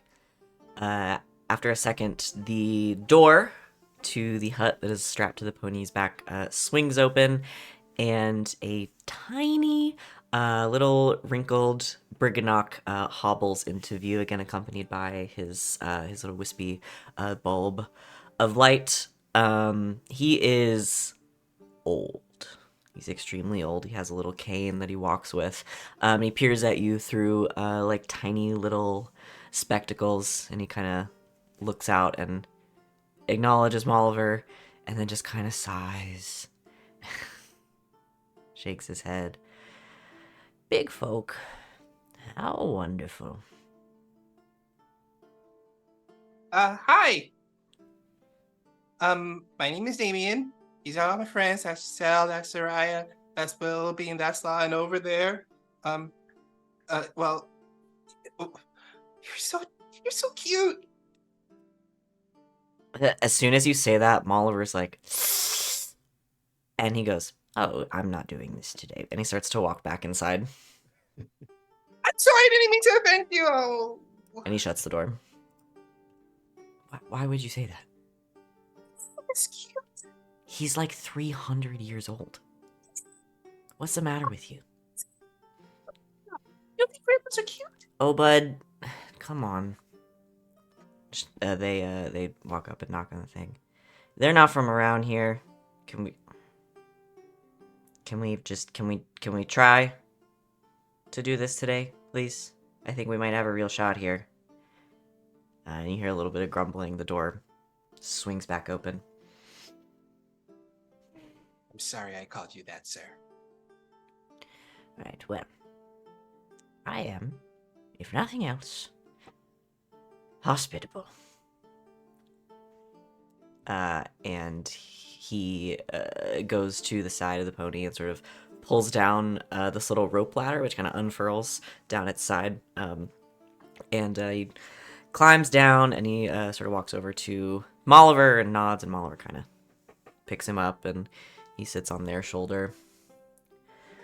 All right, well, now we've met. I'm Obud.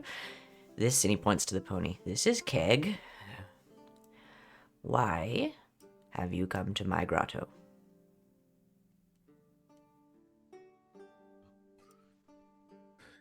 Long story or short story?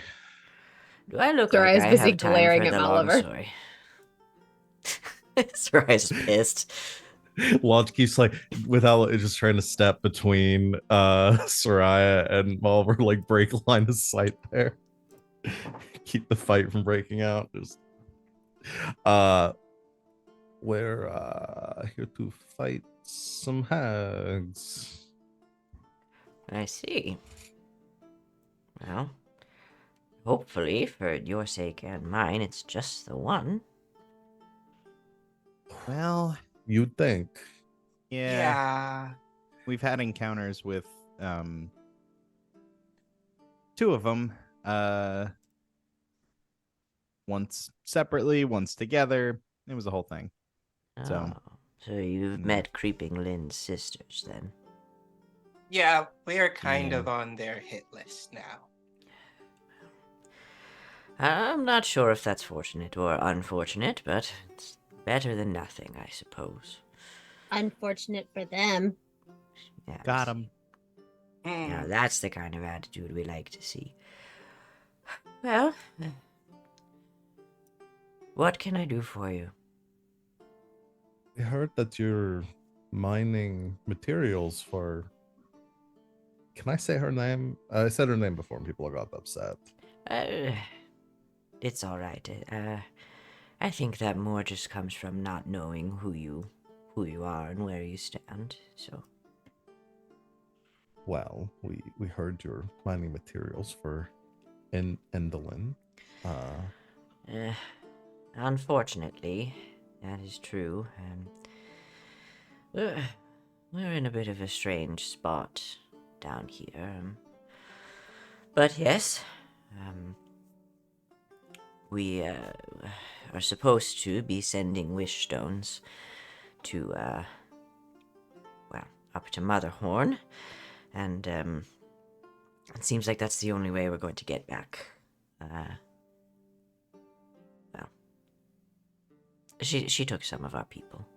And, we're sort of working out what to do about that. What do the wish stones do? I've Oh. never heard of those. Well, they're sort of our specialty.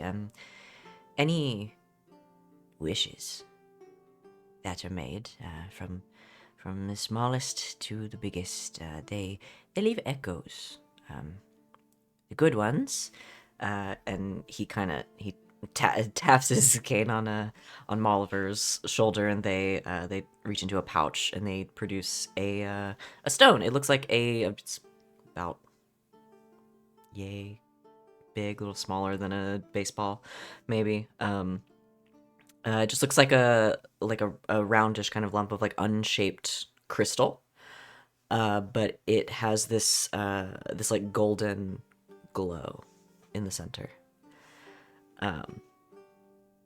And as they show it to you, Obud kind of explains they leave echoes. They manifest down here in the mine.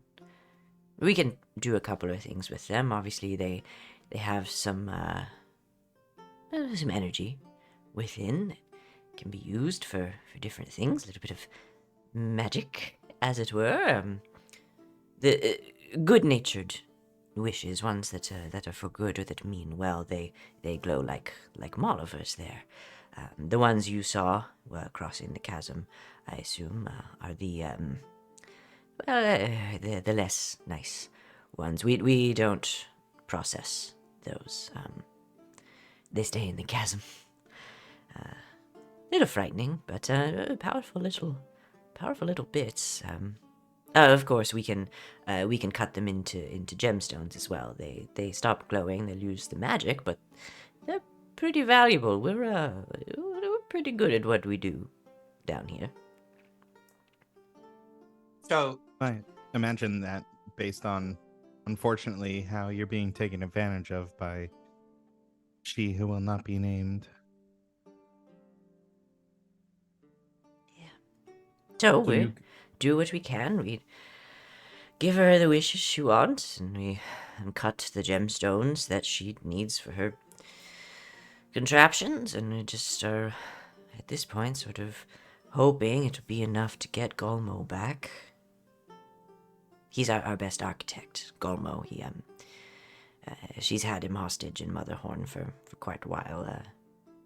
I don't know, designing her contraptions or whatever. That's her castle. Motherhorn? Yes, that's what she calls it. okay, so we'll help you out. You know, I mean, we're going over there, to pretty much bop her in the nose, but we'll definitely help you out and rescue them. Right. Well, you're going to have to contend with more than just her. It's between Golmo, our architect, being there, and the Coreds providing her with hair and everything. It's we're in a real pickle. Yeah, what's going on with the Corrids? Those bastards. Oliver's like, it's all right. It's all right. You know they can't come this far down, or they won't. Rather, the Corrids are the ones that put all those statues out there. They're not exactly the Briganock's best friends right now, and we think they're providing supplies to Endolin as well. Their hair has a lot of interesting properties. They put the statues outside to try to scare the Briganocks, essentially. And, it's gotten pretty testy. So they're It seems unnecessary, given that you both should have a common enemy, I would think. Well, as far as we can tell, they don't consider her an enemy, but Hmm. hard to say. They won't speak to us outside of screaming and throwing boulders. So, I'm sorry. The name of your chief architect, Golmo? Golmo. G-O-L-M-O. Are they sort of they would like make things for you? They're like your designer. Oh, yes, Golmo is we have a lot of folk who are good at this kind of thing, building. We're not just miners, we're builders and designers and lots of different and talented folks. But Golmo was our best. The contraptions he came up with, truly outlandish, but somehow they all worked. It's fascinating. Huh. So you can use these wish stones to make things, magic items, devices. Oh yes, manipulated in the right way. Of course, they can be cut into gemstones, which are quite valuable. But yeah, you can also sort of use that little bit of wish that's trapped inside, or all kinds of things. Huh. Do you think I could take a look at some of them? Oh, I don't see why not. I might be able to help you out if you wanted me to help you design anything. Maybe we find a way to help you make some things that might help you be able to stand up against the cords and take your mind back. All right. I suppose we can discuss it.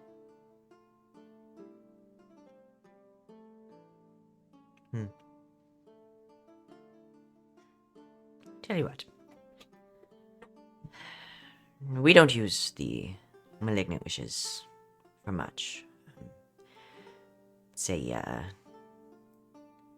along with the bad feeling and everything, most of my people are just pretty frightened of them in general. But if you want to see what you can do with them, they're all yours.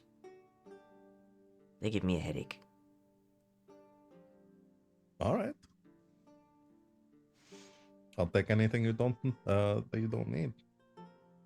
I'll have some pulled up for you, and you can take a look. And I'll make us some tea. Well, thank you very much. Do you mind if I go with you to see where they come from? Sure, I suppose. We're just going to have some pulled up from the chasm, but I could show you the mine as well. I'd like that. All right, big folk. Follow me. Keg, you stay here. It's a good boy. He stays on Molliver's shoulder, and you wind your way deeper into the mine. You can hear the pickaxes again and the hammering as you are introduced to the Briganox sort of mining operation down here. It looks much like a mining operation, except what they're mining are solely these wish stones that show up down here deep within the mine, and they kind of call out over the mine and everything. So this is basically it.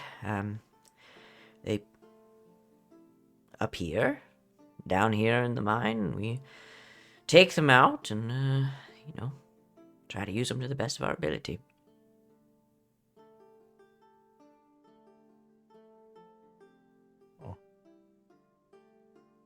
I think Law's just gonna walk around and wants to get an idea of where this. Just wants to understand it better to know how to use it. Okay. Yeah. Go ahead and make me some kind of roll. I don't know, Arcana maybe. Sure. Arcana seems right.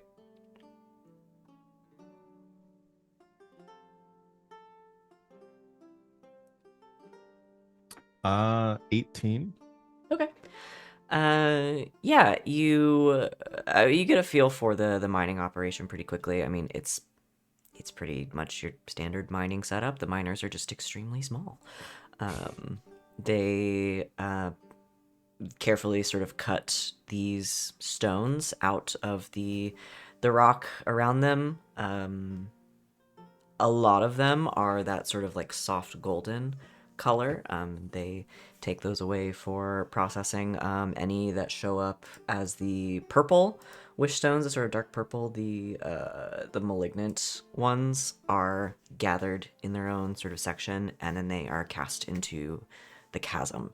But essentially what they are is like little motes of energy that are contained in these crystals.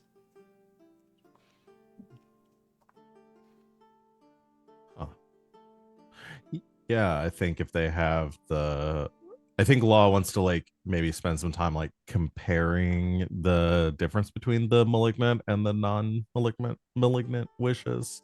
Get an idea of their properties and how they might be able to use them for Okay. making things. Yeah, I mean you can use your Arcana roll for that as well. They are you're presented with a couple to kind of look and compare.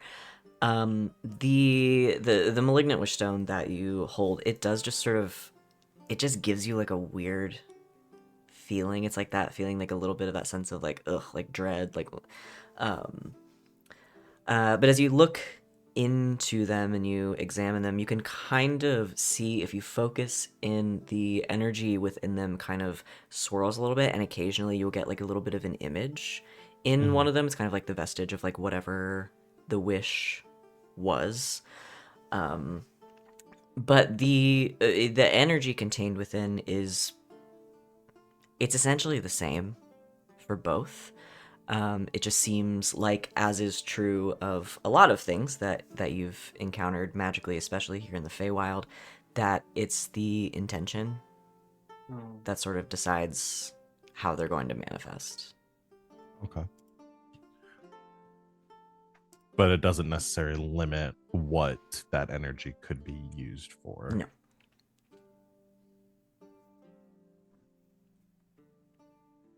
Yeah, I think this could work. So you're saying every wish we've ever made, or anyone has ever made, kind of ends up here? Well, yes, as far as we know. Wow. Puts a lot of things into perspective.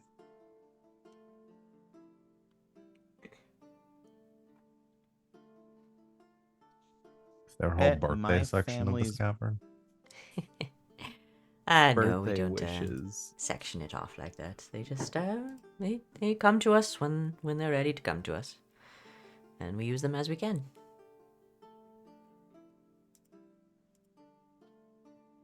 You think any of our wishes are here? I bet my family's birthday wishes alone probably make up an entire sector. There's just like a pure golden section of the wall. the whole that's just wall. like the Yeah. whole Wanderfoot family and their purity, creating this like I mean, it's the richest vein of the mine. I can have one of our overseers try to find your stones if you like. Mean. That'd be pretty cool. They don't do much on their own, but it'd be a nice souvenir. So, does this ring, and Willoughby takes out the ring of 3 wishes, does this have wish stones in it? Oh.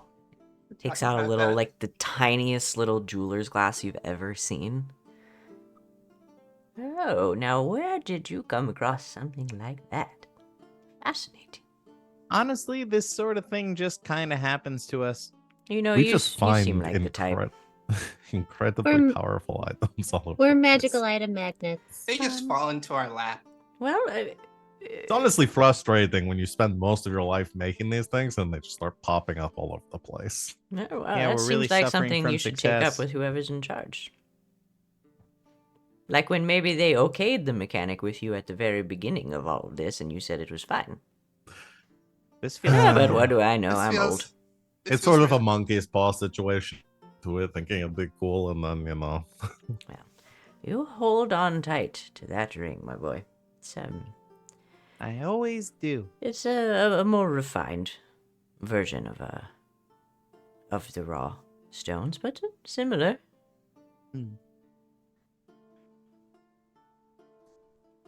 Yeah, it's one of my in case things go really, really, really, really, really bad, emergency items. And it's always good to have that option, just in case, especially for folks like you. Yeah, it's like an oh snap button. Except I wouldn't say snap if I wasn't such a good boy. I see. So just so I understand the way that this all works, you mine all the wishes. The good ones go to the Chorids who take them to Endlin. The bad ones get thrown in the pit. Pretty much. So nobody's accounting for the bad ones. Well, I mean, I suppose not. Well, there's one way we could get in. So, well, my thought is, if we want to cut off Endelin's, if we really want to like fuck over Endelin, taking this mine out of the Chorids' hands, so they're no longer giving the stones to Endelin, it's gonna cut off her supply, and she can't make whatever it is that she's making. That's true. Obviously, she has a hostage, so you know that's. We also could use this as a way to get into the place. We could hide in one of their shipments and then pop out in there. But if we could, my thought is essentially we Iron Man this. And while you're still doing the work that she's asking for you to do, we take a few of your people and I can help them. And we make you some really cool shit that once we go in to rescue your person at the same time in a coordinated attack, you're able to use these cool gadgets to take the mines back from the Chorids. I like it. That's a good idea. There is another way in. It's been a long time since anyone used it, but I mean these tunnels pretty much go under all of yon. We'd have to get past the magic that's guarding them, but and I'm pretty sure the Chorids know about it, but there's an option. So we could potentially use, all right, we could smuggle our entire army into the Motherhorn I mean, through the secret tunnels. if you're okay with creating a, with you guys doing a tiny little army invasion. We're extremely capable. Very And strong. you won't be so tiny when I'm done with you. I like the way you think. Golmo would like you. I can't wait to meet Golmo. Golmo sounds awesome. Oh, he's completely unhinged, but Even more so. Most genius inventors are. fair enough. Looks I'm the at rare Law. I'm the rare exception of the completely hinged ones. I'm sure you are, dear. Well, I suppose we should get this show on the road then. It looks to the others. Are you all okay? This is probably going to take me some time to do all this. Like, I know you wanted to go to do some other things around here, and I don't want to stop you if you all want to go do that without me. We could try to explore some of the other places. Yeah. Obviously your history with the oh god, what are they? Little hairy guys. Corids. Corids. Okay. Wait, then what are these guys? Briganox. Briganox. Okay. This is like Little Root all over again for me. It's almost like I'm bad with words. Words are hard. They are hard. Especially when they're So- complete gibberish like these words. When they're not real. Especially when they're made up. Wow. Obviously, I don't know. You know your history with the Corids better than any of us do, but I don't think it would be such a bad idea to explore the possibility that maybe they've been a captive workforce as well, and that maybe the poor relations between the two of you were stirred by Endelin. Yeah. If they want to talk, I'll talk, but so far that hasn't been the case. I just think maybe, you know, If they want to you come to an trusted agreement, you trusted I'm willing. us as a third party to come in. Maybe we do our due diligence over there and see if we can find common ground. Right, If you, only for the purpose of ousting Endelin. you can certainly try. You I'm sound not opposed like a to it. GM. I have many hobbies. That's probably a good idea, Willoughby. I mean, the more people we can get on our side, the better. Don't Yeah. just want to count them out. Yeah, and I mean, if it doesn't work, it doesn't work. At least we tried. The more people we can unite against the hags, the better, I think. Yeah. Now that I agree with. Is there a place where the chords usually assemble? Oh yeah, up at Lockberry Henge. Hmm. You can't miss it. It's a big henge. Yeah. I think We we did saw that see in the the henge. distance. Mm-hmm. Big ol' henge. Yeah, Many they, of us wanted to see the henge. They love their standing stones. I guess we have a reason to go check out the henge then. Do you all want to go do that while I get started here? If that's all right with you, Law, I mean, Yeah. I think as I long don't as mind. yeah, as long as you're comfortable with it. Mm-hmm. I think I'll have plenty to do. You're in good hands. And also, if in your tinkering you find my wish that I made during my 13th birthday party, I was going through a phase, and try not to judge me. We don't pass judgment. Dry glares at Molliver. I'll stay with you, Law.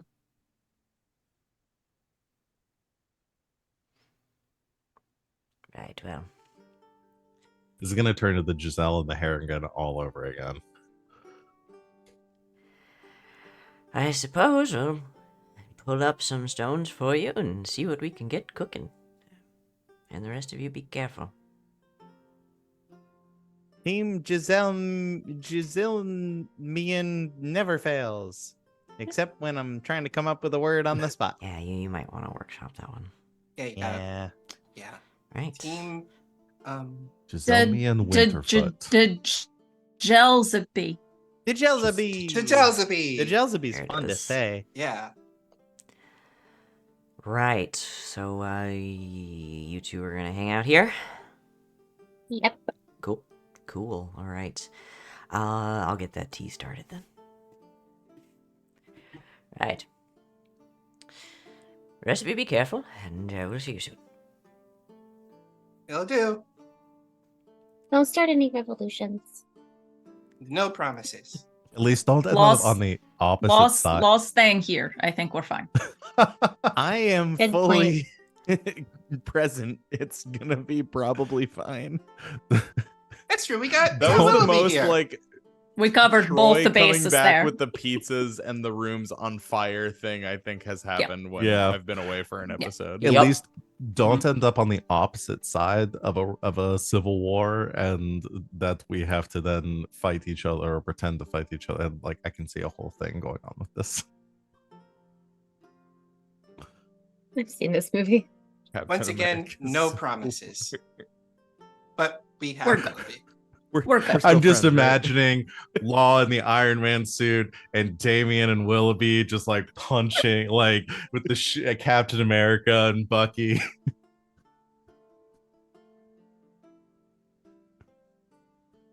Oh, now I gotta watch that. Again. See what happens. Okay. So you're gonna split up? Yep. Okay. Split For the and the first party. time ever. Finally. We did it. Did it. We unlocked an achievement right there. Okay. So Sereia and Law, you are gonna stay in Brignock Mine. For a bit. Again, these places aren't too far away from each other. So you could get there and back sort of within the day if all goes to plan, the other three of you, to Lockberry Henge.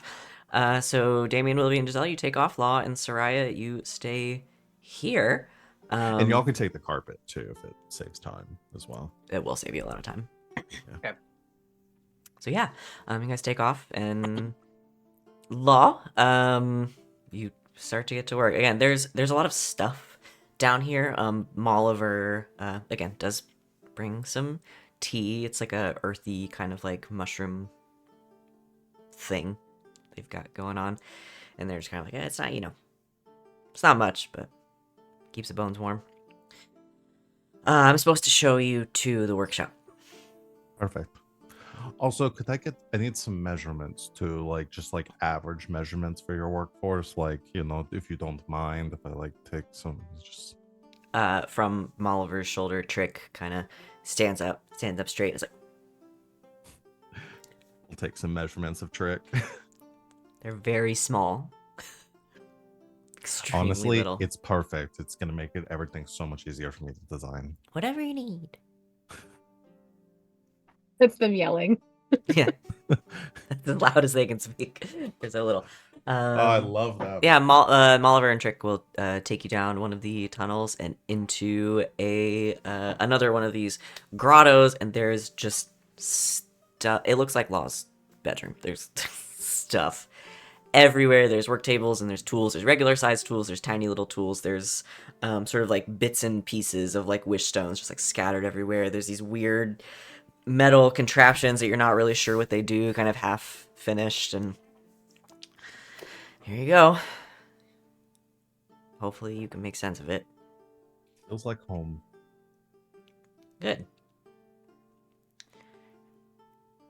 All right. Well, I'll get to work. I may need some extra hands. But I'll get started. Yeah, you got whatever help you need. Valor's call, helping make the world a better place, whatever, I don't know. Anyway. Sorry, what was that? It's just something I'm supposed to say. It's stupid. No, I do want to hear it.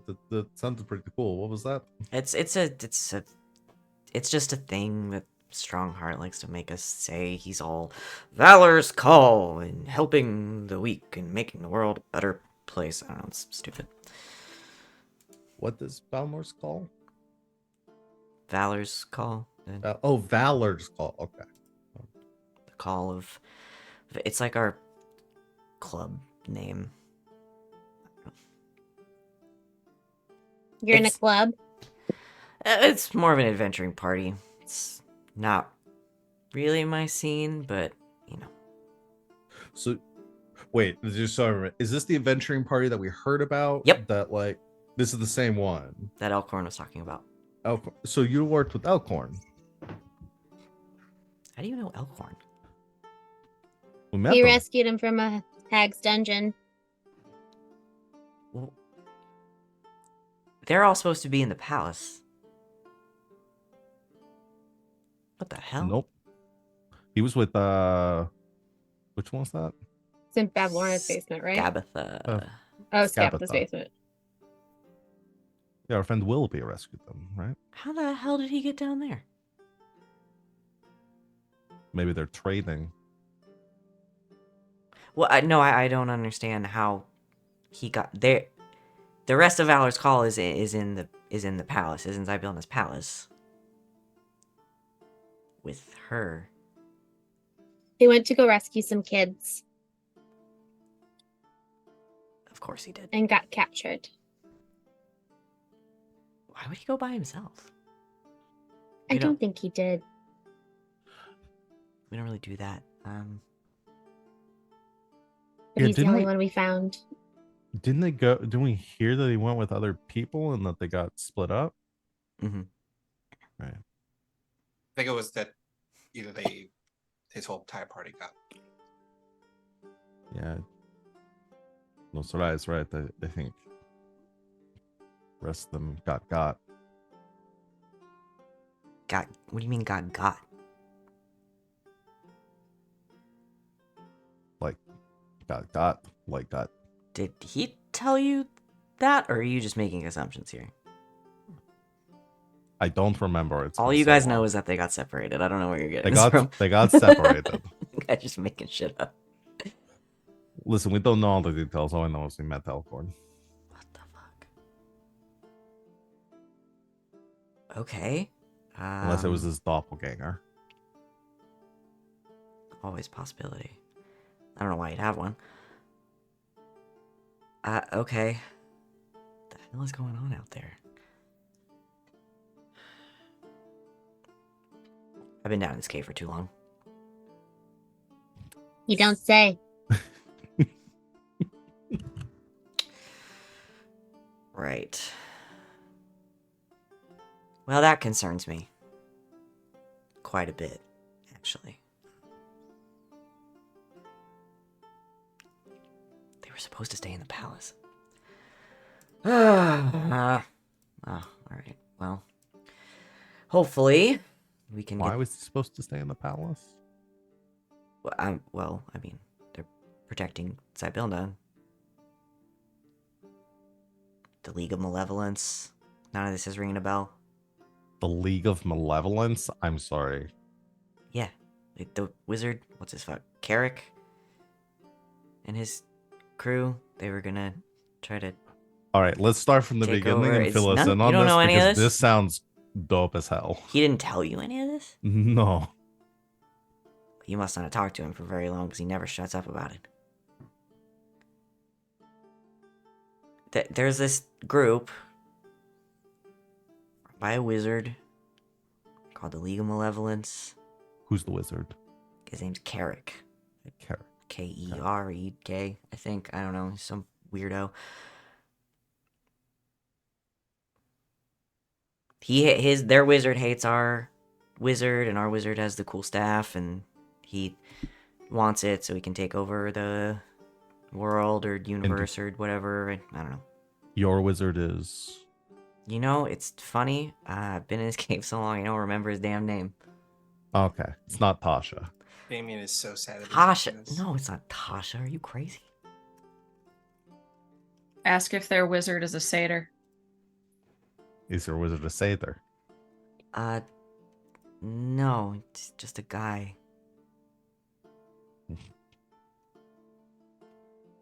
Just a wizard. Just a wizard. Boy, there's so much more going on in this place than we've even gotten like the tip of the iceberg on. I want to go home. Sereia says quietly. There we go. I found their names. So you've got... I can give you the rundown of people Please. if you want. There's a lot of them.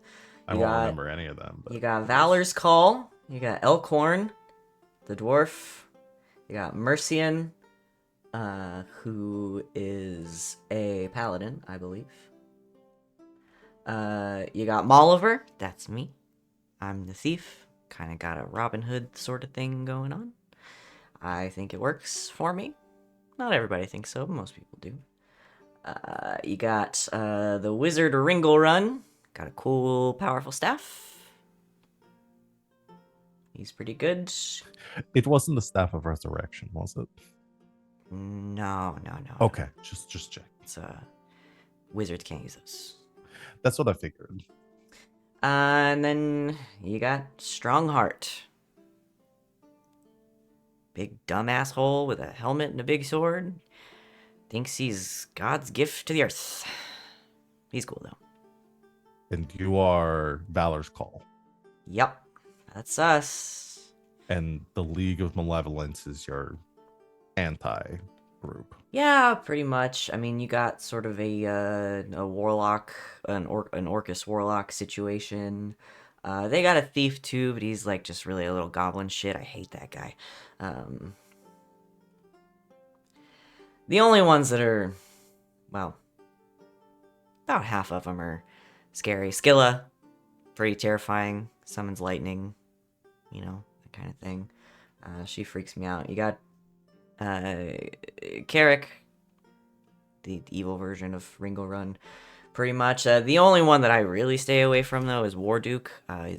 He's got a flaming sword. Crazy big. I'm orc sorry, guy. is that a title? Is that his name? You know, I've never asked him, and I don't really want to get close enough to find out. Warduke. One word, Warduke, big flaming sword, you know. Kind of your standard. You're afraid of people who summon lightning? I mean, I would say I have a healthy respect for magic. I don't do it. Kind of freaks me out. Mostly, there's a lot of lightning everywhere here, and I don't feel like getting electrocuted. Good to know. I'm getting the sense that you don't like me very much. What would make you think that? Mostly your general attitude and the things that you're saying and the way you're behaving. Okay. Hey, that's fine. You don't have to. I just sort of skulk around, you know, steal from the rich, give to the needy, that kind of thing. But hey, if that's not your jam, it's not your jam. Anyway, so yeah, that's the rundown. We're Valor's Call. They're the League of Malevolence. We've got a cool staff. Shithead Carrick wants it, and yeah, we're buds with Sibilna. All right. Well, I think our end goal here is to find and help Zybilna. So, What does she need help with? she's sort of not in charge anymore. Yeah, how long have you been in here? Sorry? What do you mean she's not How in charge lo- anymore? She's been missing for like, I don't know how time works here, but she's been missing for a while. What? Yeah. The hags have divided up her land and are now. You're messing with me. Is this revenge for the bridge thing? No. 'Cause No, listen, you'll you know weren't when actually it's in any revenge for the danger. They weren't gonna bridge like thing. throw you off or anything. It's just a test. No, this is something we thought was common knowledge to everyone here. How long have I been in this cave? Apparently a long time. Fuck. You should go get some sunshine. Well, there's no sunshine here. You'd have to Yeah, go there's no very sun far here. for that, but I mean, I can't leave the little guys, you know? yeah. Well, we'll get you up to speed, I guess. It looks as rat. I'll get you up to speed, I guess. Yeah, that'd be cool. Whew. Wow. This is the first time we've encountered somebody who knows less about what's going on than we do. I've been in a cave a long time. I just, you know, these guys are going through a lot. I feel bad for them.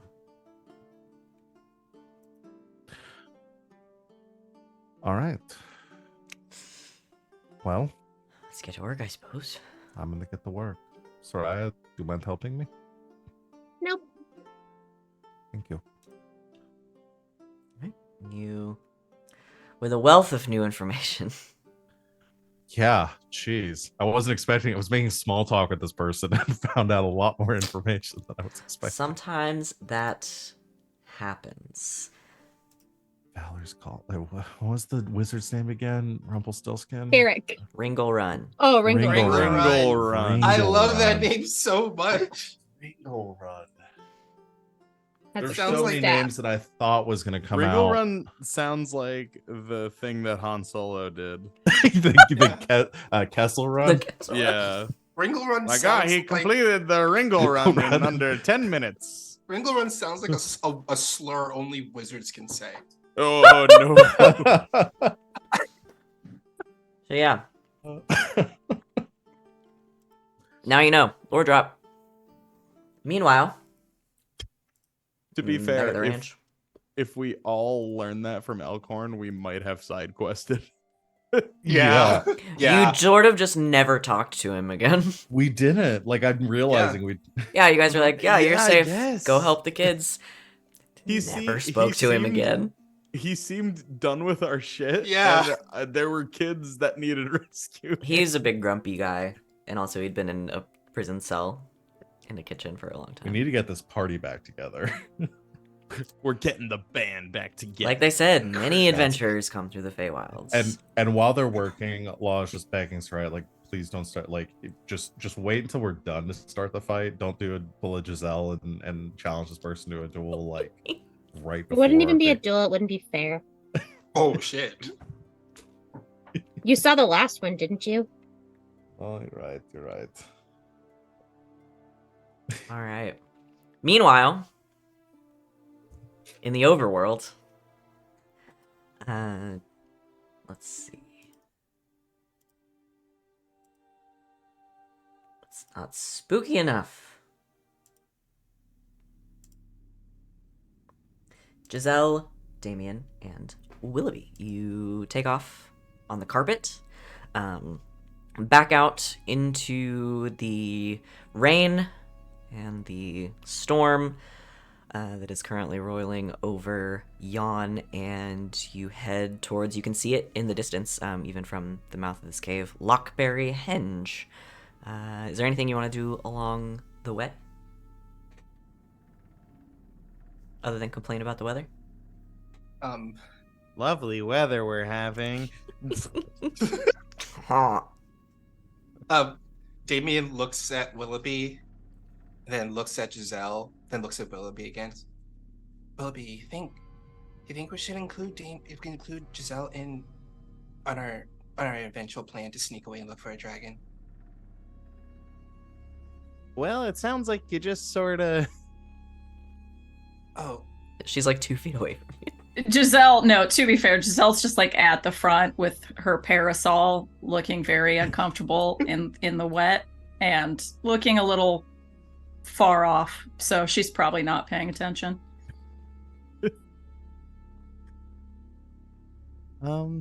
Yeah, I mean, it's probably safest to not just face it, the two of us, even though we are, like, pretty powerful. right. No, yeah, we're super beefy. We hit stuff super hard. Right, we do. I mean, that's like our whole jam. But, Yeah.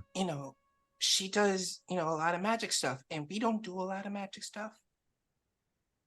Yeah, I've never really had to. Yeah. So I figured we should I include forget her. I have spells. Okay. Okay, so I'm gonna ask her. Hmm. Hey Giselle. What? What's up? Oh. Okay, so just saying, we got kind of a secret plan that we were going to do, and we want to include you in on it because you're. Is this really- another prank?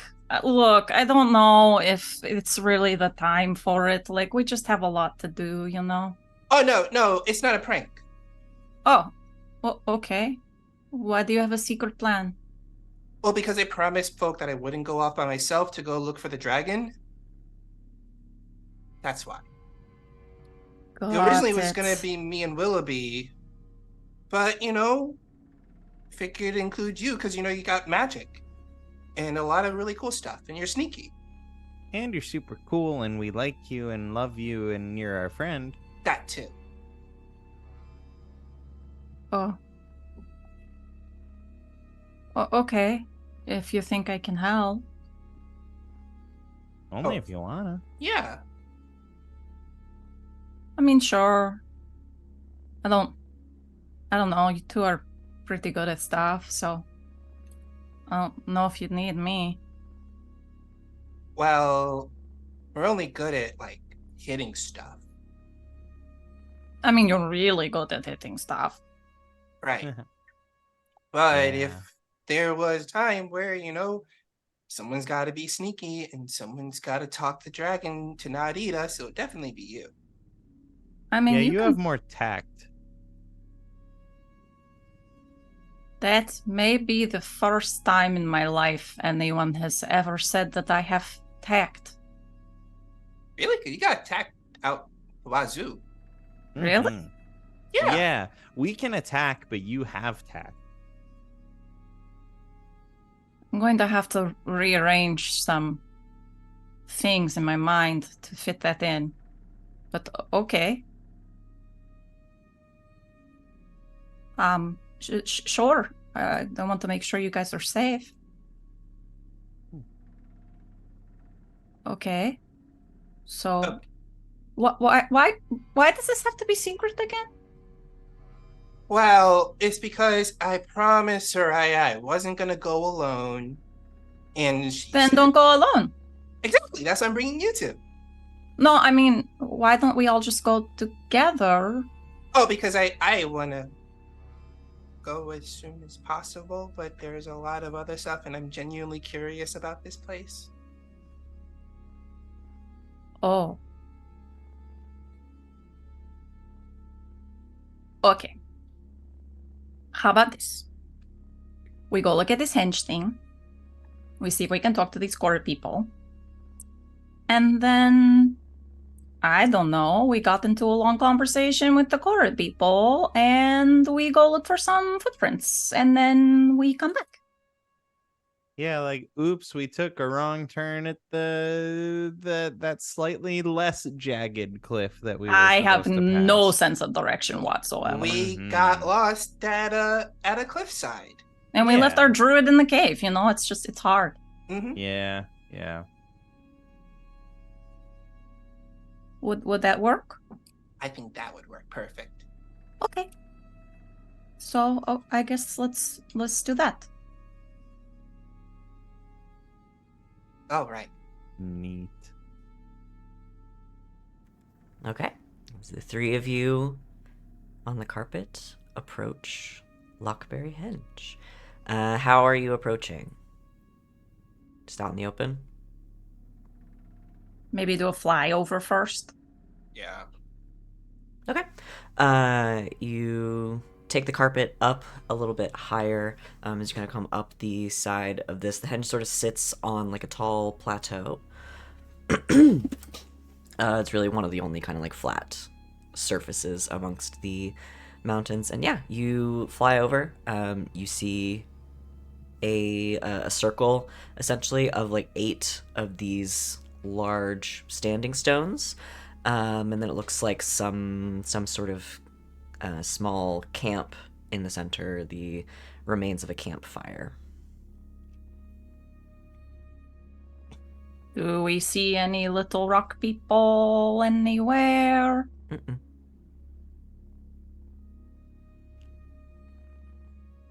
Do Yes. we want to play nice and land and look around and try to talk to somebody? Or do we want to fly around a little bit and look for them? Well, I think if we're trying to like talk to them and to be helpful, Yeah. we should just arrive in there and announce ourselves. Should we bring Yeah. snacks? What do rock people Ooh. eat? Maybe like some. Can we do like a arcana Yeah. or a nature check Yeah, to can we do that? figure out what chords like to snack on? Sure. Either one I'm of good those I at think nature. is fine. Ooh. Let's see if I have an answer to this. Ooh, that's a good roll. No, it's not. That's a 13. I got a 19. No, 20. Ah! I got a 9. It's a rough day for this die.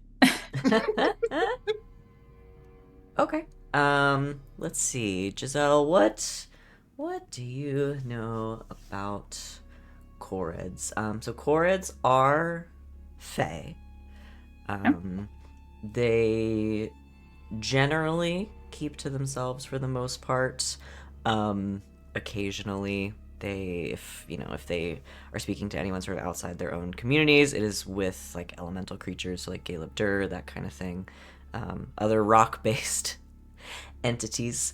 They are pretty much made of stone, but they are also very hairy. But the hair that grows out of their heads specifically has like some magical properties, and it has a lot of the properties of iron as well. I don't know if you know what they eat. I mean, it's probably rocks. Okay. But maybe like an iron heavy rock or something. Yeah, for sure, or like gems or Okay. anything. And you would know that they pretty much they know like stone and rock and earth like better than most creatures. Are rubies full of iron?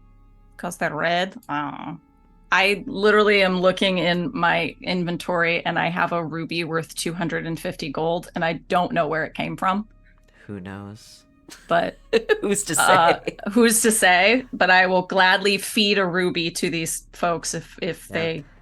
Even if they don't eat them necessarily, I mean, I think you know that what these creatures are most known for is kind of having like almost a sixth sense for like finding gems and ore and like veins of metal and stuff like that. Like that is what they are made for almost.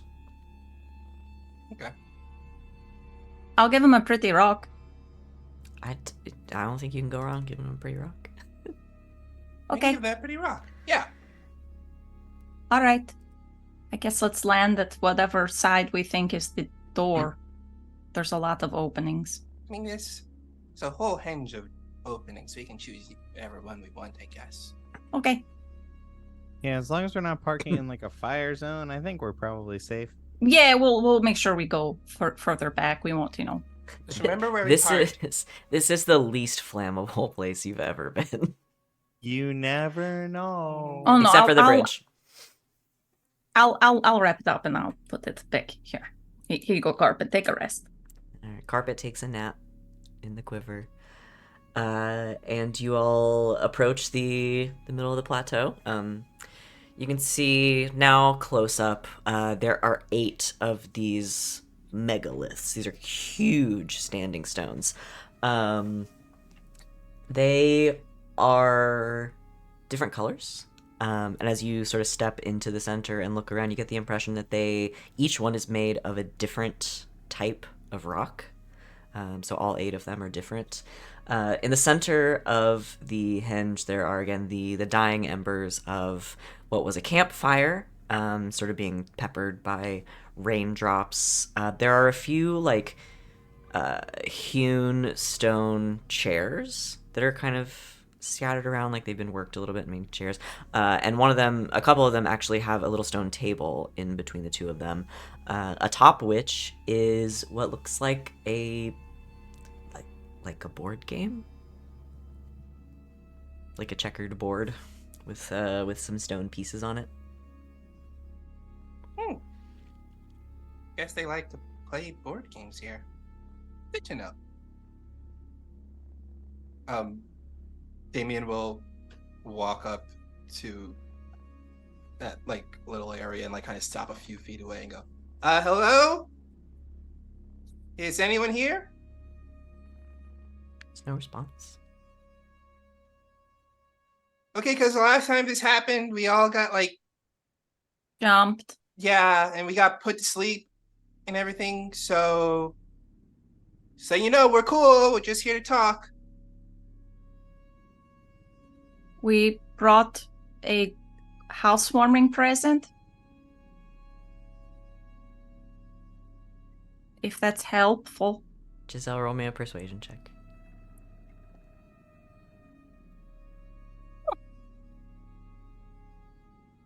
That's an 18. Okay. I'm rolling a lot of 14s today. Rolling good today. Yeah, rolling hot. What else is new? We love Sid's weighted dice on this channel. Wally These gave them to me, so big purple. blame them. We love blame the purple them. dice. No, that's great. That's funny. You stand there for another 30 seconds or so, and it is quiet, just sort of the raindrops hitting the stone. And then you see something start to form on one of the standing stones in front of you. And then something start to form on one right next to it. These 2, one of them is made of, I don't know, how much do you guys think you know about rocks? Nope. How many different types of rocks do you guys know? 3. So one of them is this like Igneous, sedimentary. That's 2 of the kinds. That's all I metamorphic know. is the other one. Metamorphic. There we go. Igneous, That's all I sedimentary, metamorphic rocks. What I mean, I don't like belabor the point. One of them is very clearly like chalk. And the one next to it is this kind of like shining, like very like thin rock. It's like shale. And they are standing next to each other, and you see the surface of them, something starts to form, and the surface of them begins to like swirl just a little bit, almost like the rock has gone liquid. And stepping out of these 2 stones are 1 Corrid each. One steps out of the shale, one steps out of the chalk. They look at each other, and then the one that has stepped out of the shale kind of steps towards you and says, "Well, it's been a long time since anybody brought me a gift. What can I do for you?" Well, here. Thank you. She reaches out and takes it. She is a pretty stocky creature, a little bit bigger than Willoughby, maybe, but with this gray, like rocky skin that almost like matches the color of the stone that she has stepped out of. Cloven hooves on her feet, and it's really beefy for being so small, and just this like wild, like gray, like wiry hair. The one standing next to her, he is a little bit smaller, has more of like a pale sort of like light gray, almost white complexion, but again the same wiry hair, with a big like mustache and a beard, made out of the same thing. And she holds the ruby, kind of looks it over, nods to her companion, tucks it away. All right. What can I do for you? Well, we are obviously new here. You'll look it. Yes, it's hard to avoid, I guess. Parasol. Well, how are you liking the newish arrangements around here with, hither and thither and yon? How are we liking it? What is this, another indolent house call? Because we're not interested. No, quite the opposite. We would like to help get rid of the hex.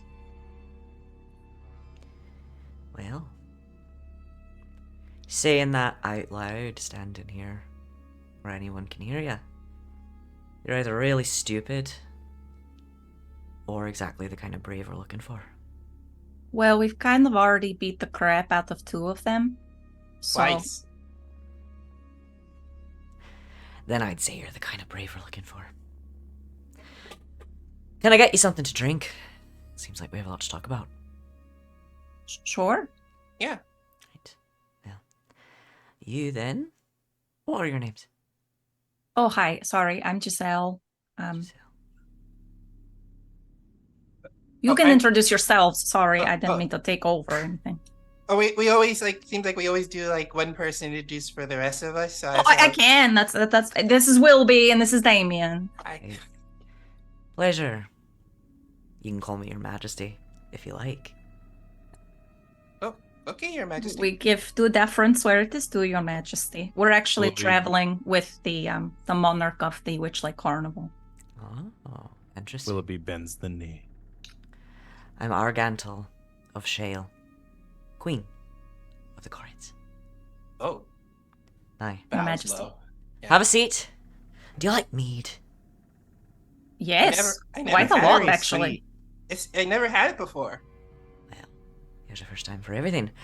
I suppose Oh, we've got a boy. lot to discuss. And she looks at her companion, nods, and he goes and fetches some mugs and some mead from inside one of these standing stones. You don't know how they're doing that, but they're doing it. They relight the campfire, and as they do, Argantel kind of calls it, says, "All right, we got some new friends, everyone." And several more of these chorids come out of those 2 standing stones, several of shale and several of chalk.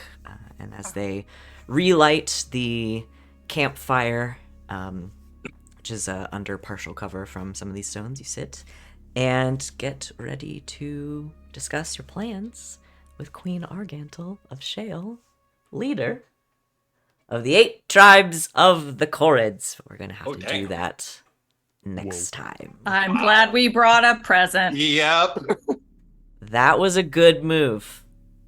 That was. Oh, man. That was a good move. Proud of you guys. But that's where we're going to have to end for the day. As sad as I am about it, because I fucking love all these little guys. I just love them. Love all these little guys. Oh, so I can't believe it's that time already. I'm so sad. I want to keep doing it. But we can't. We can do it again next week. Let's do stars and wishes. I'll go first. Sure. Well, just overall star to Van for introducing us to all of these little guys that we all adore so much. Little guy.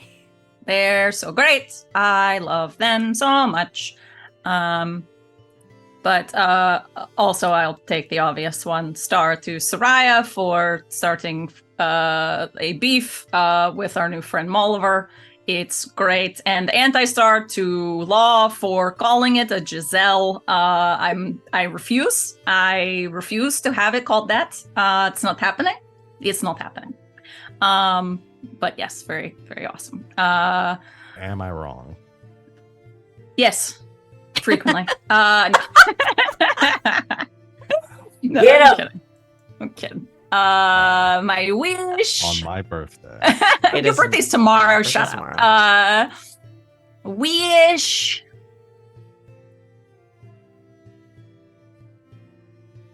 I want to get our full Chivos on this. I feel like we haven't gotten full achievements, have not gotten full exploration of all of these areas. So we're gonna do it. We're gonna explore all of this bitch. Everything. Okay, I'll be ready. Just fully clear the map here. Yeah, 100% map clear. There's a lot of interesting stuff and people on it. That's me. Thanks, Sid. Who else? I'll go. My star. It was gonna be. It's also going to Sereia for the absolute venom in her voice during that whole conversation. He's like, "Oh, you're part of a little club." It's just a little tweak in the voice that just like I was like, "Oh shit, dude! Wow, you pissed off Sereia," because it's like Sereia is the ray of sunshine. So when it's obvious she's upset, it's very, very obvious, and it's quite the sight to see. And I really liked it. I loved it. My other wish, because Rob, when you just playing along with the bit of Damian trying to talk to Willoughby telepathically, because I was looking you dead in the eyes when we were doing it, and you were just staring back at me. I was trying so hard not to break right there, because you had like this big smile on your face. I'm like, nope, don't crack. Well, you can make it through this. And then you added with the waving. I'm like, fuck, why did I go into this? But yeah, that's my other star. My wish is, I want this Rock Queen to knight us. I want to get knighted by the Rock Queen. That's what I want to like become really good allies with these rock people and become like knights of the stone table or something. Sure. Yeah. Perhaps That's you my wish. prove yourself worthy. That's my wish. Thanks, Wally. Who else? I can go. My star goes to Giselle/Sid for admitting to Sereia that she meddled. I did not see that coming. I'm very proud of Giselle for being like, so I did a thing. Sorry. How'd it go? It was cute. I did not expect Giselle to admit to meddling, and I liked that. That surprised me. So star for that for sure. And again, I'm gonna just echo the star for all the little guys. They're so cute. I'm obsessed with them. There's just this. I see why Jan is your fave. It's a There's just horrible- all these. It's a horrible place, but there's Yeah. all these cute little guys. It's a horrible lightning hellscape run by a tyrant who's obsessed with the theater, and also it's full of just little guys. It's It's made just- perfectly for Van. I love It this is. place. I want to live They here. wrote this for you. And then my wish is I wanna see how long it takes our two most distracted party members to realize that it's been a very long time since if the other three are actually gonna like go do this whole thing and talk to these people and then like also go on another adventure. I want to see how long it takes the two most ADHD members of the party to be like, it's been a really long time. Should we go after It has me wondering now because Yeah, like are we gonna like are you gonna fall victim are we under gonna like this notice? weird like unawareness of what time is or something? Seriously, 'Cause that I'm has not me- kidding. that had me going. I put it in the chat. That's a little suspect. Yeah, that's a just little bit of saying. a red Yeah. flag there. That was like Y'all are gonna come back to the mind. It's gonna have been like y'all are gonna be gone for like the next 3 months, and then come back, and we're gonna be like, "What? It's been like a day. What are you talking about?" Where have you been? Could be. It's been, like, yeah, one that kind of made my ear go, wait a minute. Yeah. I'm very interested to see how long that's gonna take us to notice. So that's my wish is to figure out the time thing in the cave and how long it takes us to figure out that it's been a while. If Sure. it has even been a while for us. We'll see. Yeah. Thanks, Rachel. Yeah.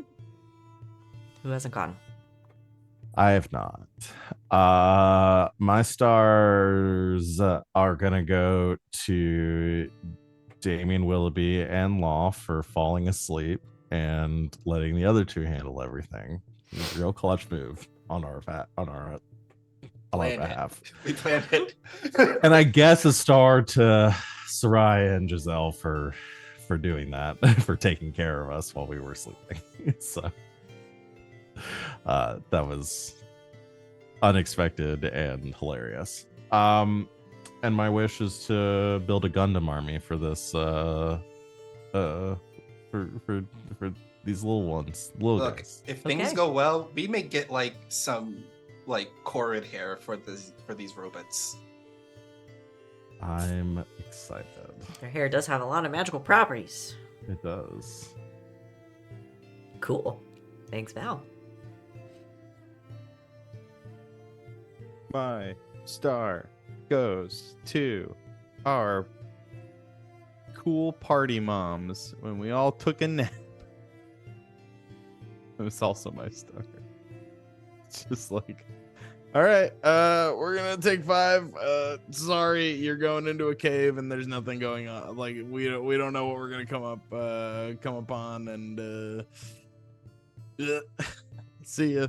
I was so confident with my aura and my echo. I was like, all right, I'm gonna protect everybody. Immediately goes to sleep. I sleep. Again, not how I thought those checks were gonna go, I but sleep. you never know what's gonna happen. Mhm. And I later discovered, because I constantly forget that D&D Beyond adds my +4 to my saves, it was actually worse. It was actually worse. It Oh, was no. far less than I said. So Wow. I was yeah, I had a +13 to that roll with Willoughby's aura and still did not make High it. DC. Yeah, I rolled a 2 on mine, and my con is only 1, so I still got. beat I'm honestly hard. surprised all of us didn't just fall asleep. I thought for sure it was gonna be as soon as it was like con save, I was like, oh Plus Giselle, one. Yeah. Giselle and one. mine's a +2. I was like, I Giselle and rolled Sereia that. are And gonna not be one of my getting carried by saves. Dutch Yeah, on each same. I'm not a shoulder. sorcerer anymore. Not one of my that saves. was I rolled pure dookie with that roll, so it was like 19. Would have been really different if you guys had all failed, but you didn't. oh, I bet. Mm-hmm. The feud would have started a lot earlier if we'd all failed. Oh, yeah. And then my wish is that we just get to this is the next logical level of Willoughby and the Wanderfoots.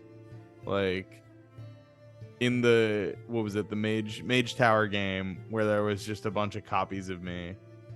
And now it's like we are gonna lead an army of small folk. Like, it's gonna be great. Just like pitching Willoughby on a mount perfectly sized for him leading this group. Oh, I want to ride Keg into battle. I hope that Law makes the little robots Willoughbys. That would be Little so Willoughby suits. perfect. Little Willoughby Oh, suits. no. That can really fly. Yeah. Oh, excuse me. I got the yawns all of a sudden. Alrighty. No. Anything else? All right. Well, thanks everybody for playing with me today. I hope you guys are having as good of a time as I am, because I'm having a great time. I can never over here. be disappointed with little guys. We love little guys. Love little guys. Yeah, our next live stream after this, everybody out there, is going to be on Monday night at 8 p.m. Eastern Time. We're playing the Dragon Age tabletop game. Val runs that. It's called Red Jenny, a Dragon Age story. And if you haven't checked it out, we've got all of our episodes on YouTube. 30 plus deep. Yeah, we're almost like 40 episodes deep in this thing, so I think we are at 40. I'll have Wasn't to last check. week 40? Yeah. Don't remember, but yeah, go check that out as well as all of our other shows and everything. We've also got streams every other Tuesday night, and most Thursdays, and usually twice on Saturdays. We've been a little thin these past couple of weeks because of travel and life and everything, but we're getting back to it. Saturday night streams should be back next week, and yeah, we'll go from there. Come hang out in our Discord and all that good stuff. And as far as this game goes, we'll be back in a week to see what happens deep in Briganock Mine. And Thank you for the high game. on Thank you for the game. Lockberry Henge, you are welcome for the game. Thank you for the game. Driver. Thank you, bus driver. We will see everybody in 1 week. And until then, good game. And take it easy, Internet.